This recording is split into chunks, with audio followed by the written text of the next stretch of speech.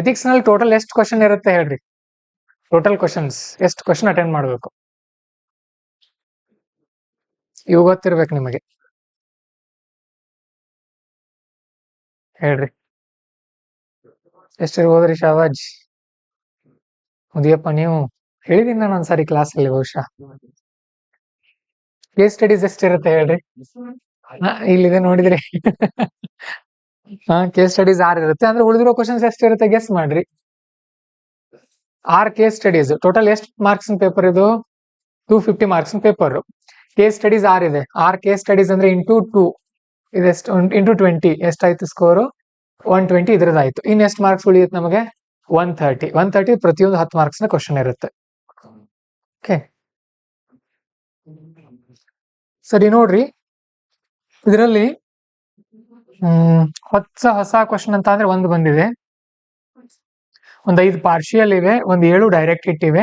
Case studies ಇದರಲ್ಲಿ include ಮಾಡಿಲ್ಲ. Case studies ಹೇಗಿರುತ್ತೆ ಅಂದ್ರೆ ಸಿಮಿಲರ್ ಇರುತ್ತೆ ಅವು ಕೂಡ. ಬಹಳಷ್ಟು ಜನ ನಾನು ಹೇಳಿದ್ರು ಕೂಡ ಇನ್ನೂ ತಪ್ಪು ಬರಿತಾ ಇದ್ರಿ ಕೇಸ್ ಸ್ಟಡೀಸ್ ಗಳನ್ನ. ಸೊ ಹಾಗಾಗಿ ನನ್ನ ಆನ್ಸರ್ಗೆ ನಾನು ಬರೆದು ತೋರಿಸ್ತೀನಿ ನಿಮಗೆ, ಬರ್ತಾ ಬರ್ತಾ ಗೊತ್ತಾಗುತ್ತೆ. ಓಕೆ, ಅನಾಲಿಸಿಸ್ ಬೇಕು. ಒಂದ್ ನೆನ್ಪಿಟ್ಕೊಡ್ರಿ, ಈ ಎಥಿಕ್ಸ್ ಕೇಸ್ ಸ್ಟಡೀಸ್ ಅಂತ ಅಂದ್ರೆ ಪಾಯಿಂಟ್ಸ್ ನಲ್ಲಿ ಜಾಸ್ತಿ ಬರಿಬಾರ್ದು, ಪ್ಯಾರಾಗ್ರಾಫ್ ನಲ್ಲಿ ಇರಬೇಕು. ಇದನ್ನ ಯಾರು ಹೇಳಿದ್ರು ಹೇಳ್ರಿ? ಇನ್ಸೈಟ್ಸ್ ನಲ್ಲಿ ವಿನಯ್ ಸರ್ ಇದಾರೆ ಗೊತ್ತಾ? ಅವ್ರು ಒಂದ್ ಕ್ಲಾಸ್ ಅಲ್ಲಿ ಹೇಳಿದ್ರು, ಅವರು ಎಥಿಕ್ಸ್ ನಲ್ಲಿ ಸ್ಕೋರ್ ಯಾಕೆ ಕಡಿಮೆ ಬರ್ತಾ ಇದೆ ಅಂತ ಒಂದ್ಸಾರಿ ಹೇಳ್ತಾ ಇದ್ರು ಅವರು. ಕೇಸ್ ಸ್ಟಡೀಸ್ ಅಲ್ಲಿ ನಾವೇನ್ ಮಾಡ್ತೀವಿ, ನಾವು GS 1, 2, 3 ರೂಢಿ ಆಗಿರುತ್ತೆ ನಮಗೆ. ಏನು ಪಾಯಿಂಟ್ ಬರೋದು ರೂಢಿ ಆಗಿರುತ್ತೆ. ಸೊ ಇಲ್ಲೂ ಕೂಡ ಏನ್ ಮಾಡ್ತೀವಿ, ಪಾಯಿಂಟ್ ಬರಿತೀವಿ. ಪಾಯಿಂಟ್ ಬರಿಬಾರ್ದು, ಪ್ಯಾರಾಗ್ರಾಫ್ ಅಲ್ಲಿ ಬರಿಬೇಕು. ಅದನ್ನ ಅನಾಲಿಸಿಸ್ ಮಾಡ್ಬೇಕು. ಅಂದ್ರೆ ಹೇಗೆ? ಉದಾಹರಣೆಗೆ ನೀವು ಮೊನ್ನೆ ಒಂದ್ ಕೇಸ್ ಕೊಟ್ಟಿದ್ವಿ, ಏನ್ ಹೇಳ್ರಿ? ಡಾಕ್ಟರ್ ಒಬ್ಬ ವಿಜ್ಞಾನಿದು, ಆತ ಹಿರಿಯ ಟೀಮ್ ಮೆಂಬರ್ ಏನ್ ಸಲಹೆ ಕೊಟ್ಟಿದ್ರಲ್ಲ ಅದನ್ನ ಫಾಲೋ ಮಾಡಿದ್ರೆ ಏನೇನಾಗತ್ತೆ ಅನ್ನೋದನ್ನ ಪಾಯಿಂಟ್ ವೈಸ್ ಅಲ್ಲಿ ಬರಿಬಾರ್ದು, ಪ್ಯಾರಾಗ್ರಾಫ್ ಅಲ್ಲಿ ಬರಿಬೇಕು. ಅಂದ್ರೆ ಆ ಪದಗಳ ಜೋಡಣೆ ಚೆನ್ನಾಗಿರ್ಬೇಕು. ಓಕೆ, ಇದಾದ್ಮೇಲೆ ನೀವು ಅದನ್ನ ಆಯ್ಕೆ ಮಾಡ್ಕೊಳ್ಳಿಲ್ಲ, ನಾನು ಸ್ವಂತ ನಿರ್ಧಾರ ತಗೊಳ್ತೀನಿ, ಅದರಿಂದ ಆಗುವಂತ ಪಾಸಿಟಿವ್ ನೆಗೆಟಿವ್ ಅವನ್ನು ಕೂಡ ಬರಿಬೇಕು. ನೀವು ಅನಾಲಿಸಿಸ್ ಆಗಿರಬೇಕು. ಬರ್ದಿದ್ದಾರೆ, ನಾನು ಚೆಕ್ ಮಾಡ್ತಾ ಇದ್ದೀನಿ, ಆದ್ರೂ ಕೂಡ ಇನ್ನೂ ಸ್ವಲ್ಪ ಮಿಸ್ಟೇಕ್ಸ್ ಇದೆ.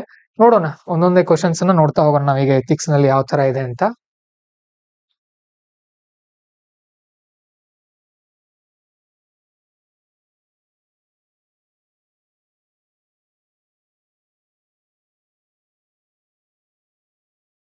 ಇದು ಪಾರ್ಷಿಯಲ್ ಇದೆ. ಇದು ಕ್ವಶನ್ ನಂಬರ್ 1A. ಅವ್ರು ಈ ತರ ಇರುತ್ತೆ ಕ್ವಶನ್ ಅಲ್ಲಿ. ಎಥಿಕ್ಸ್ ಕ್ವಶನ್ ಪೇಪರ್ 1 ದಿಂದ 6 ವರೆಗೂ ಎ ಬಿ ಈ ತರ ಇರುತ್ತೆ. Question number 1 AB, question number 2 AB, question number 3 AB ಈ ತರ ಇರುತ್ತೆ. ನಡುವೆ ಯಾವುದೋ ಒಂದು ABC ಇರುತ್ತೆ. ಯಾಕಂದ್ರೆ 6 ಕ್ವಶನ್ಸ್ ಇದರಲ್ಲಿ 6 ಇಂಟು ಪ್ರತಿಯೊಂದಕ್ಕೂ AB ಇರುತ್ತೆ. ಎಷ್ಟಾಯ್ತು ಕ್ವಶನ್ಸ್? 12 ಆಯ್ತು. ಇನ್ನೂ ಒಂದು ಬೇಕು ನಮಗೆ, ಯಾವುದೋ ಒಂದಕ್ಕೆ ಅವರು C ಕೂಡ ಆಡ್ ಮಾಡಿರ್ತಾರೆ. ಇಲ್ಲಿ 3ನೇ ಕ್ವಶನ್ ಆ ತರ ಆಡ್ ಮಾಡಿದ್ದಾರೆ. ನೋಡೋಣ ಫಸ್ಟ್ ಕ್ವಶನ್ ಏನಿದೆ. In the present digital age, ಇವತ್ತಿನ ಡಿಜಿಟಲ್ ಯುಗದಲ್ಲಿ social media has revolutionised our way of communication and interaction. ಇವತ್ತಿನ ದಿನಮಾನದಲ್ಲಿ ಸೋಷಿಯಲ್ ಮೀಡಿಯಾ ಏನಾಗಿದೆ, ನಮ್ಮ ಕಮ್ಯುನಿಕೇಶನ್ ಅನ್ನು ಮತ್ತು ಇಂಟರಾಕ್ಷನ್ ಅನ್ನ ರೆವಲ್ಯೂಷನ್ ಮಾಡಿದೆ, ಒಂದು ಕ್ರಾಂತಿಕಾರಿ ಬದಲಾವಣೆಯನ್ನು ತೆಗೆದುಕೊಂಡು ಬಂದಿದೆ. However it has raised several ethical issues, ನೈತಿಕ ಸವಾಲುಗಳನ್ನ ತಂದೊಡ್ಡಿದೆ. And challenges. Describe the key ethical dilemmas in this regard. ಪ್ರಶ್ನೆ ಎಷ್ಟು ಮಾರ್ಕ್ಸ್ ಇದೆ? ಇದು 10 ಮಾರ್ಕ್ಸ್. ಏನ್ ಬರಿಬೇಕಾಗತ್ತೆ ಹೇಳ್ರಿ? ಉತ್ತರ ಏನಿದು? ಏನ್ ಕೇಳಿದಾರೆ ಅವರು? 3 ಸಾಲಿನ ಪ್ರಶ್ನೆ ಇದೆ ಇದು. ಬಟ್ ಉತ್ತರ ಪ್ರಶ್ನೆ ಇರೋದು 2 ಸಾಲುಗಳಲ್ಲಿ ಮಾತ್ರ. ಏನೇನಿದೆ ಪ್ರಶ್ನೆ ಹೇಳ್ರಿ? ಇದು ಮೊದಲ ವಿಭಾಗ, ಎಥಿಕಲ್ ಇಶ್ಯೂಸ್ ಮತ್ತೆ ಚಾಲೆಂಜಸ್. ಓಕೆ, ಆಮೇಲೆ ಡಿಸ್ಕ್ರೈಬ್ ದ ಕೀ ಎಥಿಕಲ್ ಡಿಲೆಮಾಸ್. ಇದೆ ಡಿಲೆಮಾಸ್ ಅಂತ ಅಂದ್ರೆ ಗೊಂದಲಗಳು. ನಾವ್ ಇದನ್ನ ಬಳಸಬೇಕೋ ಬಳಸಬಾರ್ದು. ಏನ್ ಸ್ಟಾರ್ಟ್ ಮಾಡ್ತೀರಿ ಇಂಟ್ರಡಕ್ಷನ್ ಇಂದ? ನೀವು ಸೋಷಿಯಲ್ ಮೀಡಿಯಾದಿಂದ ಏನ್ ಸಮಸ್ಯೆ ಆಗ್ತದೆ, ಏನ್ ಇಂಟ್ರಡಕ್ಷನ್ ಕೊಡ್ತೀರಿ ಹೇಳ್ರಿ? ಒಂದು ಅಂತಾರಾಷ್ಟ್ರೀಯ ಮಟ್ಟದ ಎಕ್ಸಾಂಪಲ್ ಕೊಡ್ಬೋದಾ? ಯಾವ್ದಾದ್ರು ಏನಾದ್ರೂ ಒಂದು ಇನ್ಸಿಡೆಂಟ್ ಬಗ್ಗೆ ಕೊಡ್ಬೋದಾ? ಥಿಂಕ್ ಮಾಡ್ರಿ. ಯಾವುದು?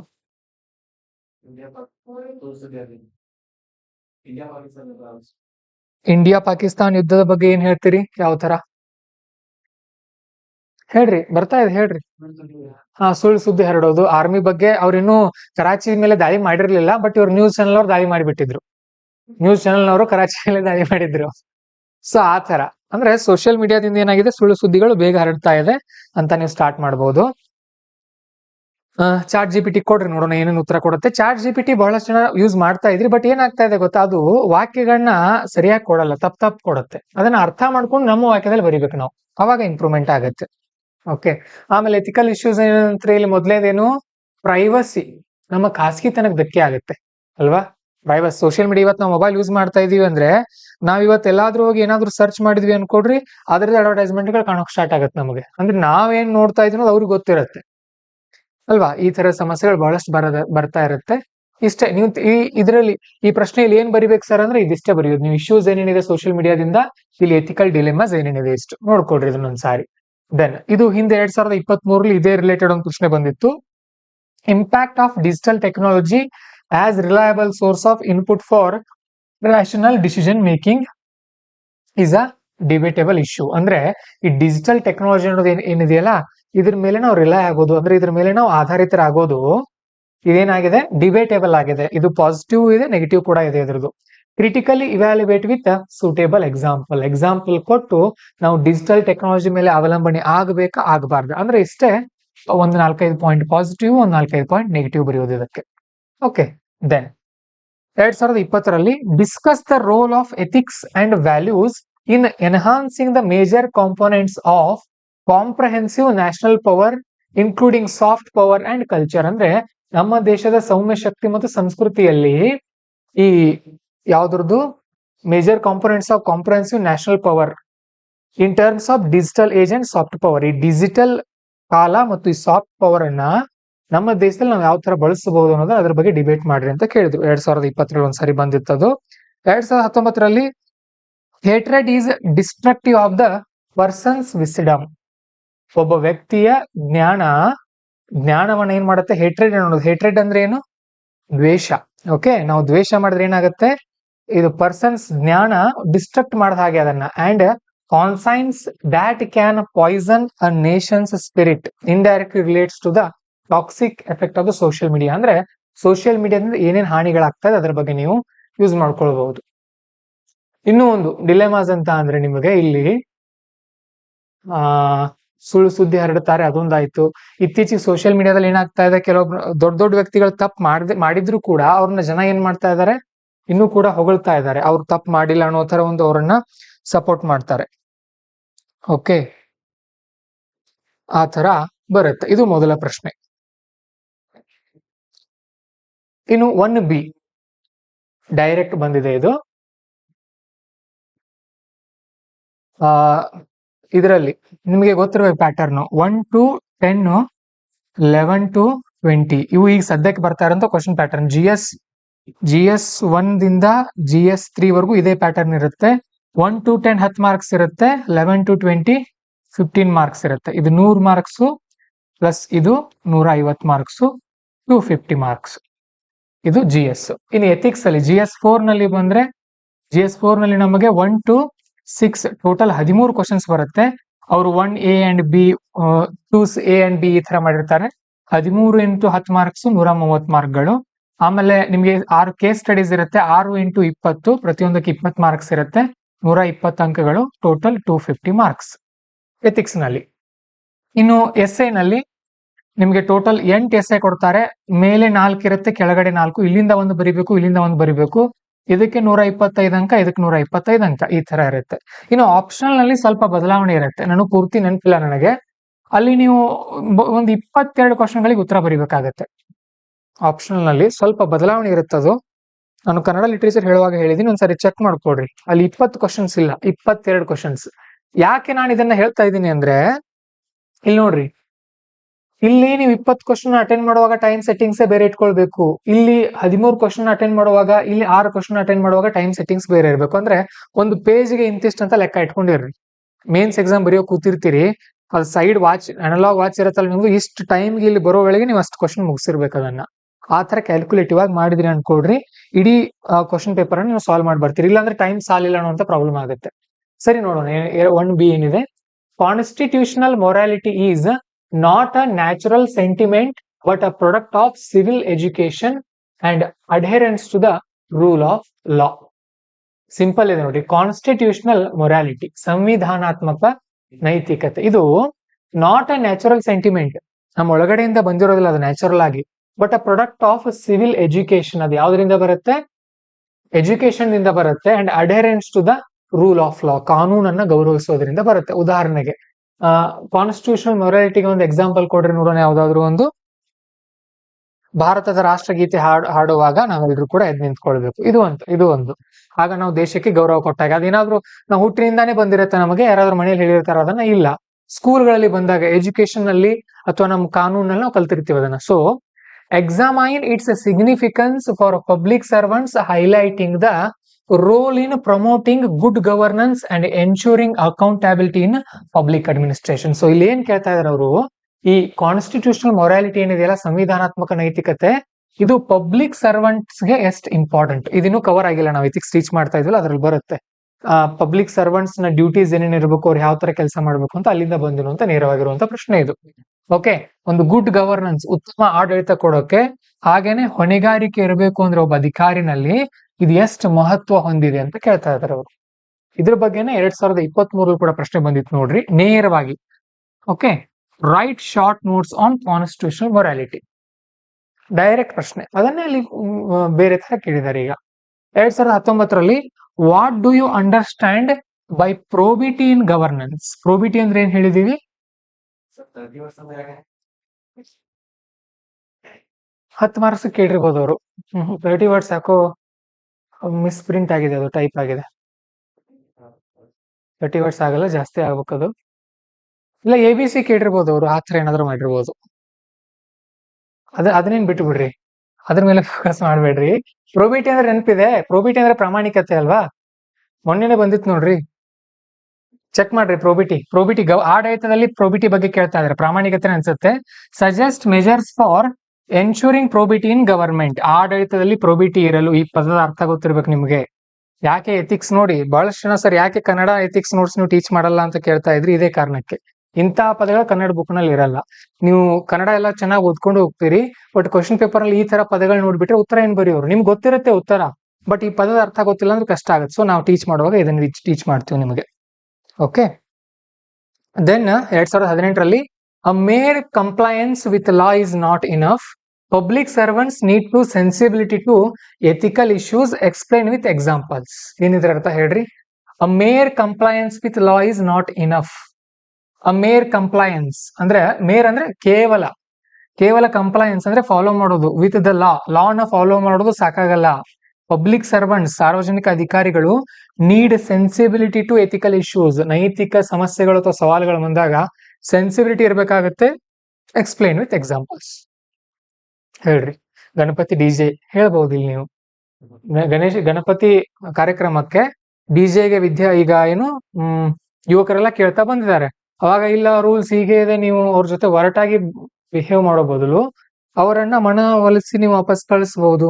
ಆಮೇಲೆ ಒಂದು ಎಕ್ಸಾಂಪಲ್ ಬರುತ್ತಲ್ಲ, ಈಗ ಕೆಲವೊಬ್ಬರಿಗೆ ತುಂಬಾ ಬಡವರು ಇರ್ತಾರೆ, ಅವ್ರ ಬಳಿ ಯಾವುದೇ ರೀತಿ ದಾಖಲೆ ಪತ್ರಗಳು ಇರೋದಿಲ್ಲ, ಅವ್ರಿಗೆ ಒಂದು ಏನು ಮನೆ ವ್ಯವಸ್ಥೆ ಮಾಡಿಕೊಡ್ಬೇಕಾಗಿರುತ್ತೆ. ಅವಾಗ ನೀವು ಕಾನೂನನ್ನ ಫಾಲೋ ಮಾಡಿದ್ರೆ ಕಾನೂನು ಪ್ರಕಾರ ಕೊಡೋಕ್ ಬರಲ್ಲ ಮನೆ, ಬಟ್ ನೀವು ಅಲ್ಲಿ ಏನ್ ಫಾಲೋ ಮಾಡ್ಬೇಕಾಗತ್ತೆ? ಎಥಿಕ್ಸ್ ಅನ್ನ ಫಾಲೋ ಮಾಡ್ಬೇಕಾಗತ್ತೆ, ನೀತಿಶಾಸ್ತ್ರ. ಈ ತರ 2 ಎಕ್ಸಾಂಪಲ್ ನಾನು ಕೊಟ್ಟೆ, ನೀವು ಮತ್ತೆ ಬೇರೆ ಹುಡುಕಬಹುದು. ಇಷ್ಟು ಬರೆಯೋದು. ಆಮೇಲೆ question number 1A and B ಮುಗೀತು, 20 ಅಂಕಗಳದ್ದಾಯ್ತದು. ಕ್ವಶನ್ ನಂಬರ್ 2A ಏನಿದೆ ನೋಡೋಣ. ಇದು ಹೊಸ ಪ್ರಶ್ನೆ, ಇಲ್ಲಿವರೆಗೂ ಬಂದಿರಲಿಲ್ಲ ಇದು. ಕಾರ್ಲ್ ವಾನ್ ಕ್ಲಜ್ವಿಟ್ಜ್ ಒನ್ಸ್ ಸೇಡ್, ಇವನ್ ಬಿಡ್ಬಿಡ್ರಿ, ಇವ್ ಅಗತ್ಯ ಇಲ್ಲ ನಮಗೆ. ಯಾಕೆ ನಮ್ಗೆ ವಿದ್ಯಾರ್ಥಿಗಳು ಗಡಿಬಿಡಿ ಮಾಡ್ತಾರೆ ಅಂದ್ರೆ, ಇದು ಯಾರು ಗೊತ್ತಿಲ್ಲ, ಅವ ಅಗತ್ಯ ಇಲ್ಲ ನಮಗೆ, ಇಲ್ಲಿ ಮುಂದಿನ ಬೇಕು ನಮ್ಗೆ. War is a diplomacy by other means. War is a diplomacy by other means. ಏನಿದ್ರ ಅರ್ಥ ಹೇಳ್ರಿ? ವಾರ್ ಅನ್ನುವಂಥದ್ದು ಒಂದು ರಾಜತಾಂತ್ರಿಕತೆ. ಬೈ ಅದರ್ ಮೀನ್ಸ್ ಅಂದ್ರೆ ಏನು? ಒಂದು ಮಾರ್ಗ. ಅಂದ್ರೆ ಯುದ್ಧ ಅನ್ನುವಂಥದ್ದು ಕೂಡ ರಾಜತಾಂತ್ರಿಕತೆ ಒಂದು ಮಾರ್ಗ ಅಂತ ಹೇಳ್ತಾ ಇದಾರೆ ಇಲ್ಲಿ. ಅರ್ಥ ಆಯ್ತಾ? ಎಕ್ಸಾಂಪಲ್ ಕೊಡ್ರಿ ನೋಡೋಣ. ಏನ್ ಕೊಡ್ತೀರಿ ಎಕ್ಸಾಂಪಲ್? Trade war. ಆಮೇಲೆ ಮತ್ತೆ ಯುಕ್ರೇನ್. ಈಗ ರಷ್ಯಾ ಯುಕ್ರೇನ್ ಜೊತೆ ಯುದ್ಧ ಮಾಡ್ತಾ ಇದೆ, ಯಾಕೆ? ನ್ಯಾಟೋ ಸೇರೋದ್ರಿಂದ ಏನ್ ಸಮಸ್ಯೆ ಆಗತ್ತೆ? ಏನಾಗತ್ತೆ? ಯಾರಿಗ್ ಗೊತ್ತಿಲ್ಲ ಹೇಳ್ತೀನಿ ನೋಡ್ರಿ, ನೀವು ಸಿಂಪಲ್ ಆಗಿ ಇಷ್ಟ ಹೇಳ್ತೀನಿ. War is a diplomacy by other means. ಈಗ ಉದಾಹರಣೆಗೆ ಇದು ಒಂದು ರಾಜತಾಂತ್ರಿಕತೆ. ರಾಜತಾಂತ್ರಿಕತೆ ಅಂದ್ರೆ ಏನ್ ಹೇಳಿ? ರಾಜತಾಂತ್ರಿಕತೆ ಅಂದ್ರೆ ಏನು? ಆ ದೇಶಕ್ಕೆ ಹೆಲ್ಪ್ ಆಗುವಂತ ಕೆಲಸಗಳನ್ನ ಮಾಡ್ಕೊಂಡಿರೋದು, ಇನ್ನೊಬ್ಬ ದೇಶದ ಜೊತೆ ಒಳ್ಳೆ ಬಾಂಧವ್ಯನ ಉಳಿಸ್ಕೊಂಡಿರೋದು. ಈಗ ಇದು ನಮ್ ಜಗತ್ತಿದೆ ಅನ್ಕೊಳ್ರಿ. ನಮ್ ಜಗತ್ನಲ್ಲಿ ಇಲ್ಲಿ ರಷ್ಯಾ ಇದೆ, ಇಲ್ಲಿ ನಮ್ ಭಾರತ ಇವೆಲ್ಲ ಬರುತ್ತೆ, ಇಲ್ಲಿ ಯುರೋಪ್ ಖಂಡಗಳು, ಯುರೋಪ್ ರಾಷ್ಟ್ರಗಳಿದೆ, ಇಲ್ಲಿ ಆಫ್ರಿಕಾ ಬರುತ್ತೆ, ಇಲ್ಲಿ ನಾರ್ತ್ ಅಮೆರಿಕ, ಇಲ್ಲಿ ಕೆಳಗಡೆ ಸೌತ್ ಅಮೆರಿಕ ತಗೊಳ್ರಿ. ಅಮೆರಿಕದೊಂದು ನ್ಯಾಟೋ ಅನ್ನುವಂತ ಒಂದು ಸಂಘಟನೆ ಇದೆ, ಒಂದು 20-25 ದೇಶಗಳು ಅದರಲ್ಲಿ ಕಂಡು ಬರುತ್ತೆ. ಅದರಲ್ಲಿ ಯುರೋಪ್ ಖಂಡದ ರಾಷ್ಟ್ರಗಳು ಕೂಡ ಇವೆ. ಇಲ್ಲಿರುವಂತ ಒಂದು ಯುಕ್ರೇನ್ ಅನ್ನುವಂತ ದೇಶ ಆ ಸಂಘಟನೆಯನ್ನ ಸೇರೋಕೆ ಮುಂದೆ ಹೋಗ್ತಾ ಇದೆ. ಈ ದೇಶ ಅದಕ್ಕೆ ಸೇರ್ಕೊಳ್ತು ಅನ್ಕೊಳ್ರಿ, ಇಲ್ಲಿರುವಂತ ರಷ್ಯಾ ಸಮೀಪ ಆ ದೇಶಗಳ ಶಸ್ತ್ರಾಸ್ತ್ರಗಳು ಬಂದು ನಿಂತ್ಕೊಳ್ಬಹುದು ಮುಂದಿನ ದಿನಗಳಲ್ಲಿ.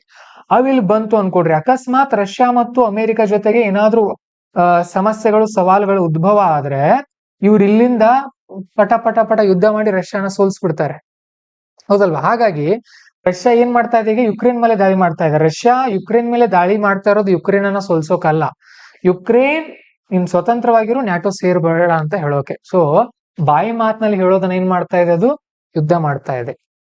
ಅರ್ಥ ಆಯ್ತಾ? ಆಮೇಲೆ ಇನ್ನು ಒಂದು, ಈಗ ಅಮೆರಿಕ ಅಫ್ಘಾನಿಸ್ತಾನದಲ್ಲಿ ಹೋಗಿ ತಾಲಿಬಾನ್ ವಿರುದ್ಧ ಯುದ್ಧ ಮಾಡ್ತಾ ಇತ್ತು. ಯಾಕೆ ಮಾಡ್ತಾ ಇತ್ತು ಅಂದ್ರೆ ರಷ್ಯಾ ಈ ಕಡೆ ಬರದೇ ಇರ್ಲಿ ಅನ್ನೋ ತರ ನೋಡ್ಕೊಂಡಿರೋದು. ಅವೆಲ್ಲ ತಾಂತ್ರಿಕತೆ, ಯುದ್ಧ ತಾಂತ್ರಿಕತೆ ಅವೆಲ್ಲ. ಇವನ್ನೆಲ್ಲ ಹೇಗ್ ಕಲಿತೀರಿ ನೀವು? ಇವೆಲ್ಲ ನಮಗೆ vision magazine monthly current affairs ಅಲ್ಲಿ ಬರುತ್ತೆ. ಆನ್ಲೈನ್ ಯಾರು ಕೇಳ್ತಾ ಇದೀರಿ ನೋಡ್ರಿ ಹೊಸದಾಗಿ, ನಾವ್ ಯಾಕೆ ನಿಮಗೆ ಈಸಿ ಸಬ್ಜೆಕ್ಟ್ ನ ರೆಕಾರ್ಡೆಡ್ ಕೊಡ್ತಾ ಇದೀವಿ ಅಂದ್ರೆ ಇದೇ ಕಾರಣಕ್ಕೆ. ಅಲ್ಲಿ ನಮಗೆ ಆ ಪಾಯಿಂಟ್ ಸಿಗಲ್ಲ, ಇಂಥದ್ದು ಕರೆಂಟ್ ಅಫೇರ್ಸ್ ಇಂದಾನೆ ಕೇಳ್ತಾ ಇದಾರೆ ಇವರು. ಇದು ಯಾಕೆ ಬಂದಿದೆ? ಈಗ ಯುದ್ಧಗಳು ನಡೀತಾ ಇದೆ, ಎಲ್ಲ ನಡೀತಾ ಇದೆ. ಇಲ್ಲಿ ಇದೆಯಲ್ಲ, ಯಾವ್ದು ಮಧ್ಯಪ್ರಾಚ್ಯ ರಾಷ್ಟ್ರಗಳು, ಇರಾನು ಮತ್ತೆ ಇಸ್ರೇಲ್ ನಡುವೆ ಯುದ್ಧ ನಡೀತು. ಯಾಕೆ ನಡೀತದು? ಸಣ್ಣ ಒಂದು ಯುದ್ಧ ನಡೀತು ನೋಡ್ರಿ, ನ್ಯೂಕ್ಲಿಯರ್ ವೆಪನ್ ಸಂಬಂಧದ. ಮತ್ತೆ ಹೀಗೆ ಬೇರೆ ಬೇರೆ ಬೇರೆ ಕಾರಣಗಳಿತ್ತು. 4-5 ಪಾಯಿಂಟ್ ಬರಿಬೇಕಾಗತ್ತೆ ನೀವು. ಇಷ್ಟು ನಾಲೆಜ್ ನಿಮಗೆ ಬರ್ಬೇಕಂದ್ರೆ 1 ವರ್ಷ ಸಿಸ್ಟಮೆಟಿಕ್ ಆಗಿ ನೀವು ಕ್ಲಾಸ್ ಕೇಳಬೇಕು. Critically analyse the above statement in the present context of contemporary Jio political conflict.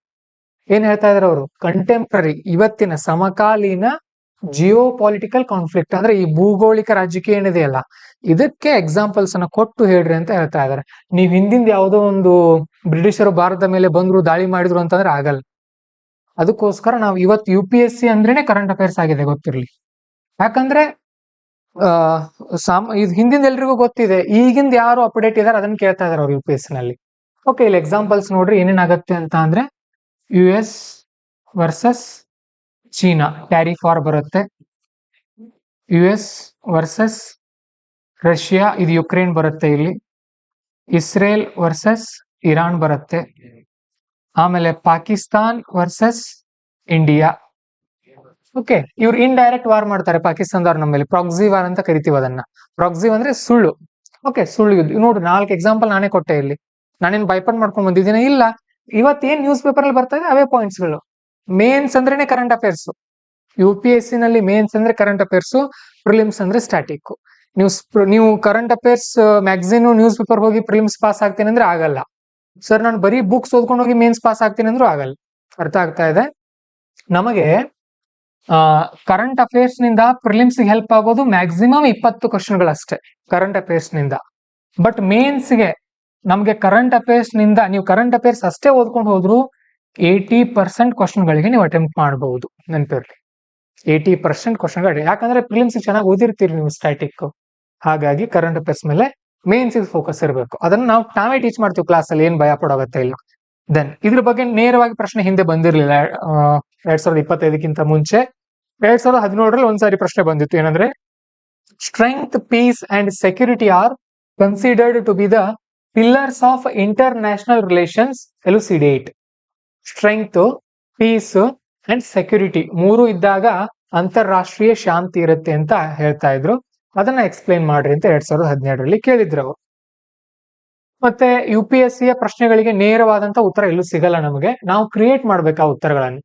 ಇದು ಕೂಡ ಪಾರ್ಷಿಯಲ್ ಇದೆ. ಕ್ವಶನ್ ನಂಬರ್ 2B ಅಂತ ಇದೆ. ಇದು ಕ್ವಶನ್ ನಂಬರ್ 2B ನೋಡ್ರಿ. Keeping the national security in the mind, ರಾಷ್ಟ್ರೀಯ ಸುರಕ್ಷತೆಯನ್ನ ಮೈಂಡ್ ನಲ್ಲಿ ಇಡುತ್ತಾ, examine the ethical dilemmas related to controversies over environmental clearances of development projects in ecologically sensitive border areas in the country. ಇದು ಕೂಡ current affairs ಇಂದ ಬಂದಿರೋದು. ಎಕೋಲಾಜಿಕಲಿ sensitive areas ಎಲ್ಲೆಲ್ಲಿದೆ ನೋಡ್ರಿ, ಅಲ್ಲಿ ಏನಾಗ್ತಾ ಇದೆ ಅಂತ ಅಂದ್ರೆ ಎನ್ವೈರನ್ಮೆಂಟಲ್ ಕ್ಲಿಯರೆನ್ಸ್ ಕೊಡ್ತಾ ಇದ್ದಾರೆ.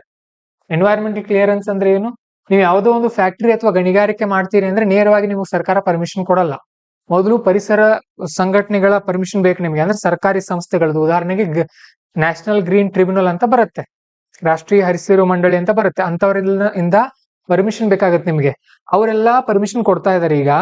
ಓಕೆ, ಅದನ್ನ ಕೊಡುವಾಗ ನ್ಯಾಷನಲ್ ಸೆಕ್ಯೂರಿಟಿ ವರ್ಸಸ್ ಡೆವಲಪ್ಮೆಂಟ್ ನಲ್ಲಿ ಇರುವಂತ ಎಥಿಕಲ್ ಡಿಲೆಮಾಸ್ ಬಗ್ಗೆ ಡಿಸ್ಕಸ್ ಮಾಡ್ರಿ ಅಂತ ಹೇಳ್ತಾ ಇದಾರೆ ಅವರು.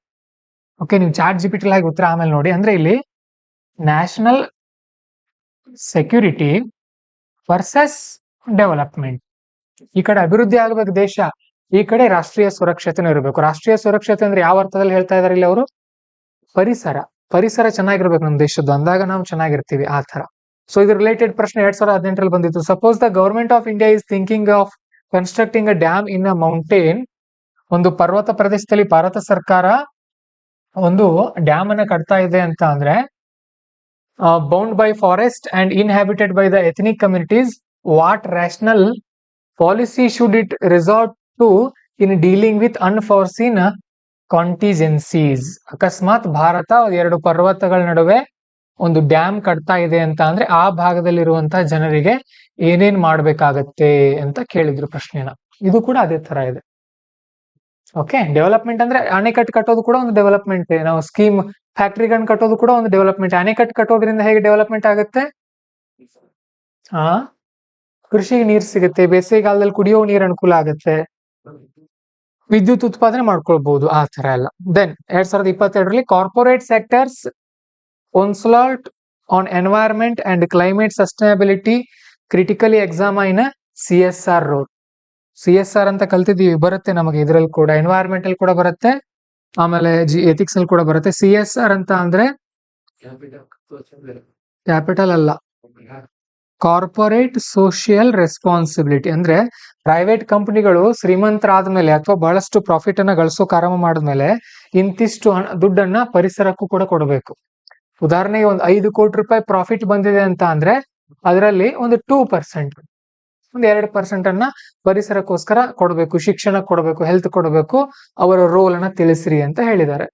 ಇದಕ್ಕೆ ರಿಲೇಟೆಡ್ ಇರುವಂತ ಒಂದು ಪ್ರಶ್ನೆ ಅದು. ಆಮೇಲೆ 3ನೇ ಪ್ರಶ್ನೆ, ಇದು ಡೈರೆಕ್ಟ್ ಬಂದಿದೆ 2000, ಇದು ನೋಡೋಣ ಯಾವಾಗಿಂದ ಬಂದಿತ್ತು. ಇದು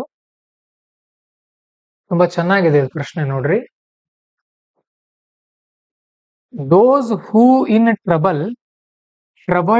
untroubled are will trouble itself. ನೀವು ಹೀಗೆ ಓದ್ಬೇಕು ಇದನ್ನ. ಓಕೆ, ಒಂದೇ ಸಾರಿ ಓದ್ಬಿಟ್ರೆ ಅರ್ಥ ಆಗಲ್ಲ, ನಿಲ್ಸಿ ಓದ್ಬೇಕು. ನಾನು ನೋಡಿ ಹೇಗೆ ಅಂಡರ್ಲೈನ್ ಮಾಡಿದ್ದೀನಿ.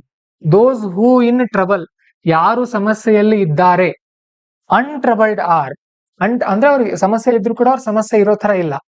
ವಿಲ್ ಟ್ರಬಲ್, ಅವರು ತೊಂದರೆ ಕೊಡ್ತಾರೆ. ಯಾರಿಗೆ? ಟ್ರಬಲ್ ಇಟ್ ಸೆಲ್ಫ್, ಈ ಟ್ರಬಲ್ಗೆನೆ ಅವ್ರು ತೊಂದರೆ ಕೊಡ್ತಾರೆ ಅಂತ ಹೇಳ್ತಾ ಇದಾರೆ. ತಿರುವಳ್ಳುವರ್ ಹೇಳ್ತಾರೆ ಈ ಮಾತನ್ನ. What does this quotation convey in the present context? ಇವತ್ತಿನ ಸನ್ನಿವೇಶದಲ್ಲಿ ಇದು ಏನ್ ಹೇಳುತ್ತೆ ಅಂತ ಕೇಳ್ತಾ ಇದಾರೆ. ಇದಕ್ಕೊಂದ್ ಕಡೆ ಉತ್ತರ ಸಿಕ್ಕಿದೆ ನನಗೆ, ಅದನ್ನ ತೋರಿಸ್ತೀನಿ ನಿಮ್ಗೆ ಇಲ್ಲಿ.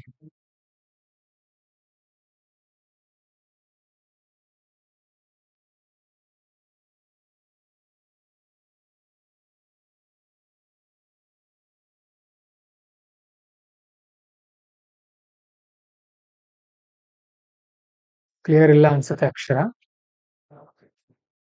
ಕಾಣ್ತಾ ಇದೆ ಅಕ್ಷರ? ಆನ್ಲೈನ್ ನವರಿಗೆ ಎಸ್ ಕ್ಲಿಯರ್ ಇದೆ, ನೋ ಪ್ರಾಬ್ಲಮ್. ಸರಿ, ನೋಡೋಣ. ಅದಕ್ಕೆ ಉತ್ತರ ಬರೆದಿದ್ದಾರೆ ಇಲ್ಲಿ.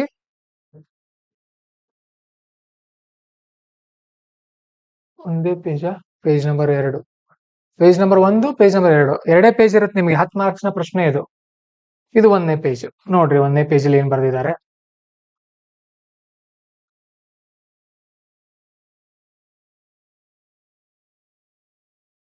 ಇಂಟ್ರಡಕ್ಷನ್ ನೋಡ್ರಿ ಎಷ್ಟು ಸಿಂಪಲ್ ಇರಬೇಕು. 3-4 ಸಾಲ್ ಬರಿಬಾರ್ದು, ಸಿಂಪಲ್ ಒಂದೇ ಸಾಲ್ ಇರಬೇಕು.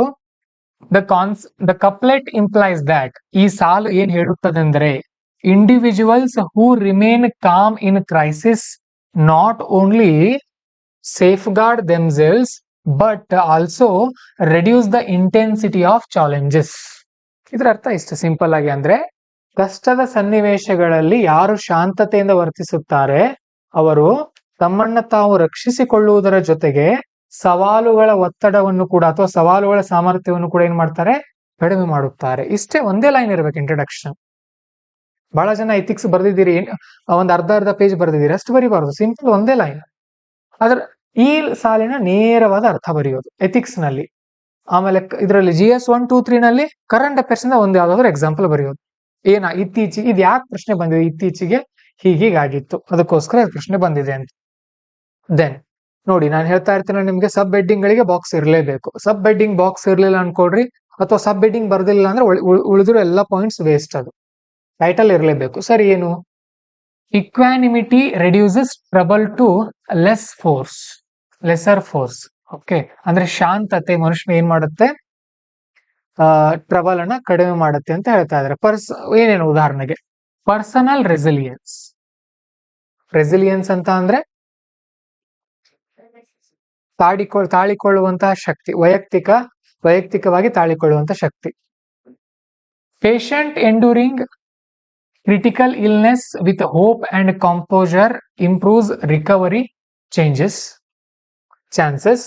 ಉದಾಹರಣೆಗೆ Stephen Hawking's calm fight with ALS. ಏನ್ ಹೇಳ್ತಾ ಇದಾರೆ ಅಂದ್ರೆ ಇಲ್ಲಿ ಪರ್ಸನಲ್ ರೆಸಿಲಿಯನ್ಸ್ ಅಂತ ಹೇಳಿ, ಎಥಿಕ್ಸ್ ನಲ್ಲಿ ನೀವು ಯಾವತ್ತೂ ಕೂಡ ಇದನ್ನೇ ಎಕ್ಸ್ಪ್ಲೈನ್ ಮಾಡಬಾರ್ದು, ಇದ್ರ ಬದಲು ಎಕ್ಸಾಂಪಲ್ ಬರಿಬೇಕಂತ ಹೇಳಿದೀನಿ ನಾನು. ಇಲ್ಲೇನ್ ಹೇಳ್ತಾ ಇದಾರೆ ಇವರು, ಪ್ರಶ್ನೆ ಏನಿದೆ ಅಂತ ಅಂದ್ರೆ, ಯಾರು ಕಠಿಣ ಸಂದರ್ಭಗಳಲ್ಲೂ ಕೂಡ ಶಾಂತವಾಗಿರ್ತಾರೆ ನೋಡ್ರಿ, ಅವರು ಸಮಸ್ಯೆಯಿಂದ ಹೆದರೋ ಅಗತ್ಯ ಇಲ್ಲ. ಸಮಸ್ಯೆಗೆ ಅವ್ರು ಏನ್ ಮಾಡ್ತಾರೆ, ಸಮಸ್ಯೆನ ತಂದೊಡ್ತಾರೆ ಅಥವಾ ತಾವು ಗೆಲ್ತಾರೆ ಅಂತ ಹೇಳ್ತಾ ಇದಾರೆ. ಸೊ ಅದಕ್ಕೆ ಒಂದು ಎಕ್ಸಾಂಪಲ್, ಒಂದು ಹೆಡ್ಡಿಂಗ್ ಅನ್ನ ಹಾಕಿದಿರಿ. ಅವ್ರು ಹೆಡ್ಡಿಂಗ್ ಅನ್ನ ಏನ್ ಹಾಕಿದ್ರು ಅಂದ್ರೆ, ಶಾಂತವಾಗಿದ್ದಾಗ ಸಮಸ್ಯೆ ಒತ್ತಡವನ್ನು ನಾವು ಕಡಿಮೆ ಮಾಡಬಹುದು. ನಿಮ್ಮ ವಾಕ್ಯ ಪದಗಳಲ್ಲಿ ಬರೀರಿ, ನೀವು ಅದೇ ಪದ ಬಳಸಬೇಕಂತ ಇಲ್ಲ. ಫಸ್ಟ್ ಪಾಯಿಂಟ್ ಏನು, ಪರ್ಸನಲ್ ರೆಸಿಲಿಯನ್ಸ್, ವೈಯಕ್ತಿಕವಾಗಿ ತಾಳಿಕೊಂಡಿರೋದು ಅಥವಾ ವೈಯಕ್ತಿಕವಾಗಿ ಸಬಲರಾಗಿರೋದು. ಅದಕ್ಕೆ patient enduring critical illness with hope and composure improves recovery chances. ಏನ್ ಬರೀತೀರಿ, ಹಾನಿಕಾರಕ ರೋಗವೊಂದರಿಂದ ನರಳುತ್ತಿರುವಂತಹ ರೋಗಿ ತಾಳ್ಮೆಯಿಂದ, ಶಾಂತಚಿತ್ತತೆ ಮತ್ತು ಆಶಾಭಾವನೆಯಿಂದ ಇರುವುದರಿಂದ ಆದಷ್ಟು ಬೇಗ ಹುಷಾರಾಗಬಹುದು. ಅದನ್ನೇ ಬರೆದಿದ್ದಾರೆ ಅವರು ಇಂಗ್ಲಿಷ್ ನಲ್ಲಿ.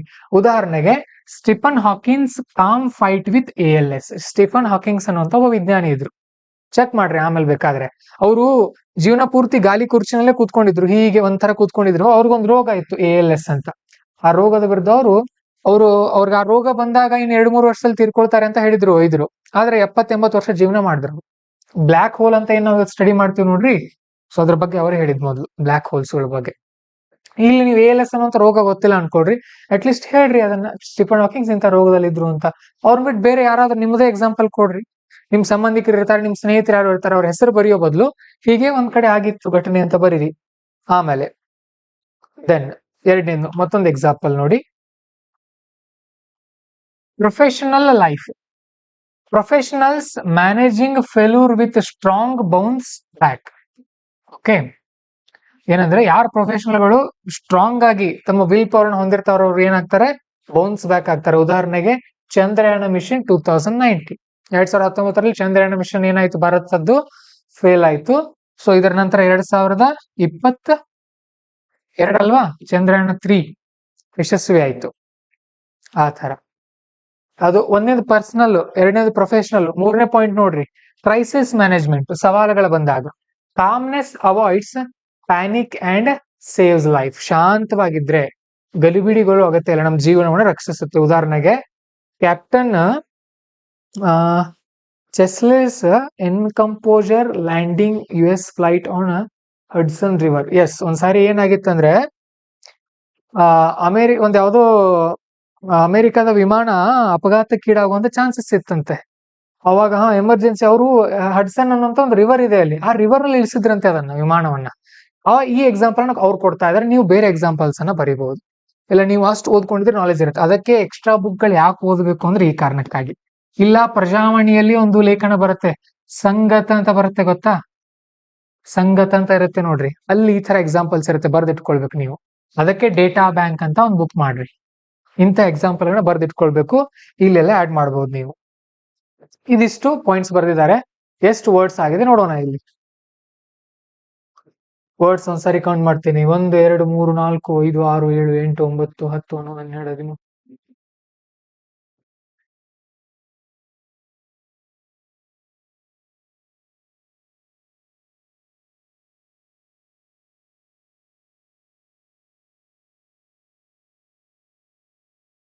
70 ವರ್ಡ್ಸ್ ಇದೆ ಇದರಲ್ಲಿ. ಓಕೆ, ನೆಕ್ಸ್ಟ್ ಎರಡನೇ ಪುಟದಲ್ಲಿ ನೋಡಿ, conflict settlement. Abraham Lincoln despite constant criticism remained composed abolished slavery through firmness.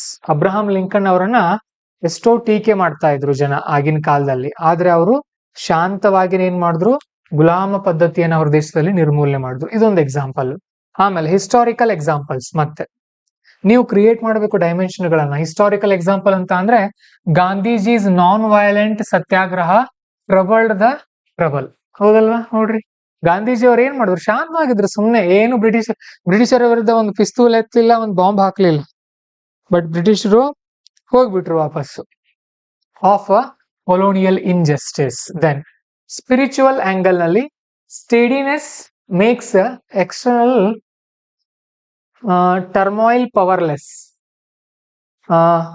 ಭಗವದ್ಗೀತಾಸ್ sthitaprajna concept. ಭಗವದ್ಗೀತೆಯಲ್ಲಿ ಒಂದು ಕಾನ್ಸೆಪ್ಟ್ ಬರುತ್ತೆ, ಸ್ಥಿತಪ್ರಜ್ಞತೆ ಅಂತ ಹೇಳಿ. ವರ್ತಮಾನದಲ್ಲಿ ಶಾಂತ ಚಿತ್ತತೆಯಿಂದ ವರ್ತನೆ ಮಾಡೋದು, ಗಡಿಬಿಡಿಯಾಗಿ ಒತ್ತಡದಲ್ಲಿ ನಾವು ಏನು ಜೀವನ ಮಾಡೋ ಹಾಗಿಲ್ಲ ಅಂತ ಹೇಳ್ತಾ ಇದಾರೆ ಇಲ್ಲಿ. ಕೊನೆಯದಾಗಿ ಒಂದು ಕನ್ಕ್ಲೂಷನ್ ಬರೀತಾರೆ ಇಲ್ಲಿ, adversity thrives on fear and reaction when met with equanimity it collapses, proving calmness itself defeats the trouble. ನೋಡಿ, ಈ ತರ ಪದಗಳು ನಮಗೆ ಗೊತ್ತಾಗಲ್ಲ ಕನ್ನಡ ಮೀಡಿಯಂ ವಿದ್ಯಾರ್ಥಿಗಳಿಗೆ. ಅದಕ್ಕೆ ನೀವು ಡಿ ಕೆ ಬಾಲಾಜಿ ಸರ್ ಪುಸ್ತಕದಲ್ಲಿರುವಂತ ಪಾಯಿಂಟ್ಸ್ ಅನ್ನ ಓದ್ತಾ ಇರಬೇಕು. ಆಮೇಲೆ ಇಂಥ ಪದಗಳು ಬಂದಾಗ ಇದನ್ನ ಚಾಟ್ ಜಿಪಿಟಿ ನಲ್ಲಿ, ಗೂಗಲ್ ಲೆನ್ಸ್ ಅಲ್ಲಿ ಹಾಕಿ ಏನಿದ್ರ ಅರ್ಥ ಅಂತ ತಿಳ್ಕೊಳ್ತಾ ಇರ್ಬೇಕು. ಇದರಲ್ಲಿ ಇಕ್ವಾನಿಮಿಟಿ ಅಂತ ಇದೆ. ಇಕ್ವಾನಿಮಿಟಿ ಇಂಥ ಪದಗಳು ನಮಗೆ ಗೊತ್ತಿರೋದಿಲ್ಲ. ಬಟ್ ಅವರು ಇಂಗ್ಲಿಷ್ನವ್ರಿಗೆ ಯಾಕೆ ಅಂಕಗಳು ಜಾಸ್ತಿ ಸಿಗುತ್ತೆ ಅಂತ ಅಂದ್ರೆ ಈ ತರ ಪದಗಳನ್ನ ಎಕ್ಸಾಂಪಲ್ ಗಳನ್ನ ಬಳಸ್ತಾರ ಅವರು. ಅಲ್ಲಿ 70 ವರ್ಡ್ಸ್ ಆಗಿತ್ತು, ಇಲ್ಲಿ ಎಷ್ಟಿದೆ?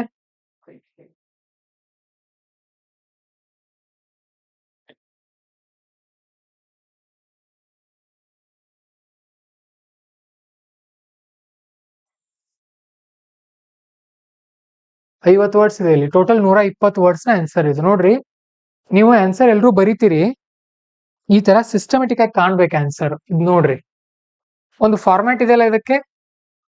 ಹೇಗಂದ್ರೆ ಮೊದಲು ಕ್ವಶನ್ ಇದೆ, ಇಲ್ಲಿ ಗ್ಯಾಪ್ ಬಿಟ್ಟಿದ್ದಾರೆ ಅವರು, ಅಂದ್ರೆ ಹೊಸ ಪ್ಯಾರಾಗ್ರಾಫ್ ಸ್ಟಾರ್ಟ್ ಆಗ್ತಾ ಇದೆ, ಇಲ್ಲಿಂದ ಪಾಯಿಂಟ್ ಸ್ಟಾರ್ಟ್ ಆಯ್ತು, ಇಲ್ಲಿ ಮುಗೀತಿದ್ದು.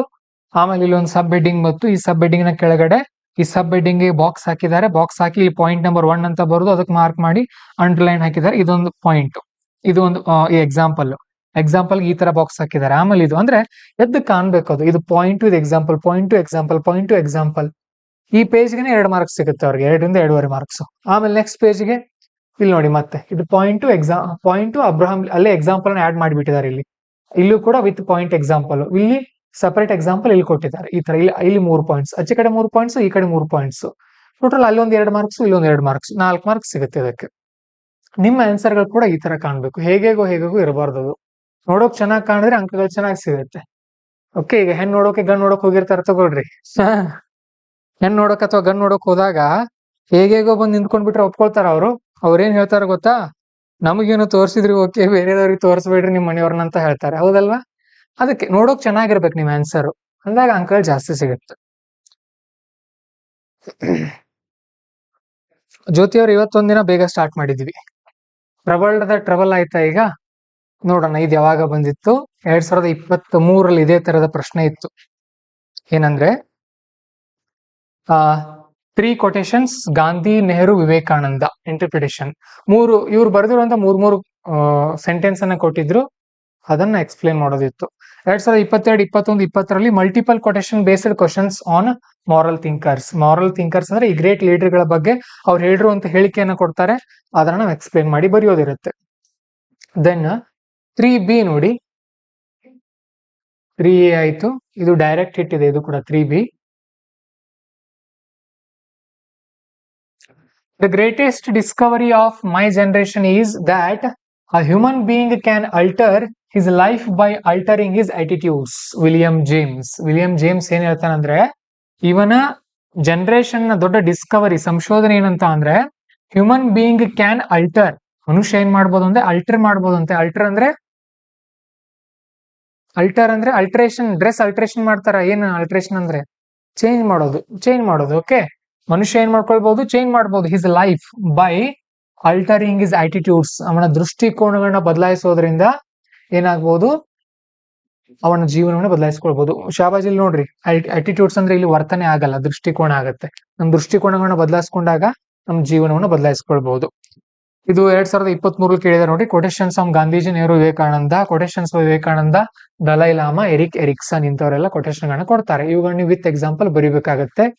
ಎಥಿಕ್ಸ್ ಗೆ ಹಾಗಾಗಿ ಬಹಳಷ್ಟು ಓದ್ಬೇಕು ನೀವು. ಬಹಳಷ್ಟು ಅಂದ್ರೆ ಏನೂ ಇಲ್ಲ ನೋಡಿ. ಎಥಿಕ್ಸ್ ಸೋರ್ಸ್ ಹೇಳ್ತೀನಿ. ಮೊದಲು ನಾವು ಕ್ಲಾಸ್ ಅಲ್ಲಿ ಮಾಡ್ತೀವಲ್ಲ ಆ ನೋಟ್ಸು, ನಾವು ಕ್ಲಾಸ್ ಅಲ್ಲಿ ಟೀಚ್ ಮಾಡೋ ನೋಟ್ಸು, ಆಮೇಲೆ ಡಿ ಕೆ ಬಾಲಾಜಿ ಬುಕ್, ಕನ್ನಡದವ್ರು ಕನ್ನಡ ಓದ್ಬೇಕು, ಇಂಗ್ಲಿಷ್ನವ್ರು ಇಂಗ್ಲಿಷ್ ಓದ್ಬೇಕು ಅದನ್ನ. ಆಮೇಲೆ Kannada medium students daily Prajavani ಕಡ್ಡಾಯವಾಗಿ ಓದ್ಬೇಕು.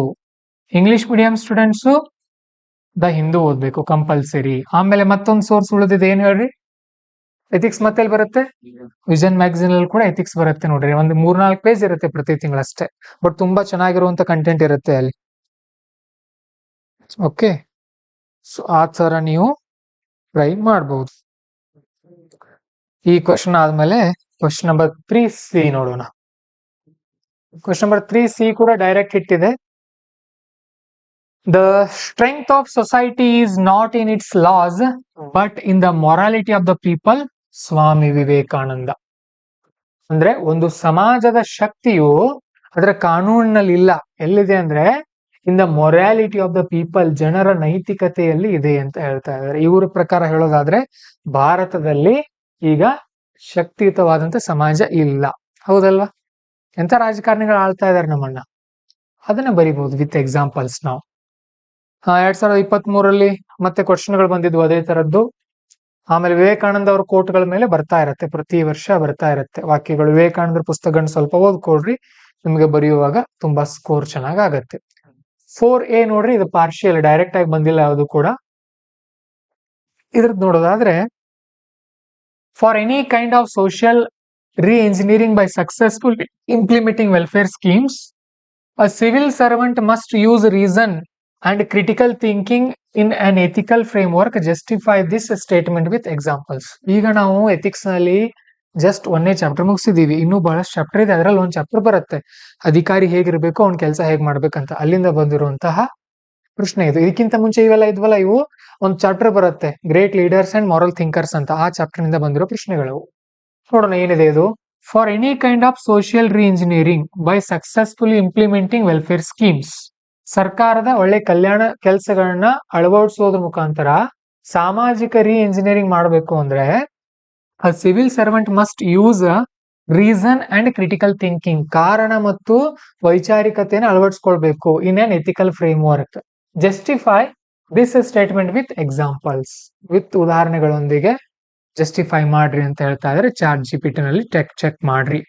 2025 80 ಪ್ರಶ್ನೆಗಳಿದೆ ನೋಡ್ರಿ. ಡೈಲಿ ಅಟ್ ಲೀಸ್ಟ್ 1 ಅಥವಾ 2 ಕ್ವಶನ್ ಅನ್ನ ನೋಡಿ ಪ್ರಶ್ನೆನ ಅರ್ಥ ಮಾಡ್ಕೊಳಕ್ ಟ್ರೈ ಮಾಡಿ, ಉತ್ತರನ ಚಾಟ್ GPT ಚೆಕ್ ಮಾಡ್ಕೊಡ್ರಿ. ಅಂದಾಗ ಏನಾಗತ್ತೆ, ನಿಮ್ಗೊಂದು ಮೈಂಡ್ ಸೆಟ್ ಗೊತ್ತಾಗ್ಬಿಡುತ್ತೆ, ಯಾವ ತರ ಪ್ರಶ್ನೆ ಇರುತ್ತೆ, ಯಾವ ತರ ಉತ್ತರ ಬರೀಬಹುದು ಅಂತ.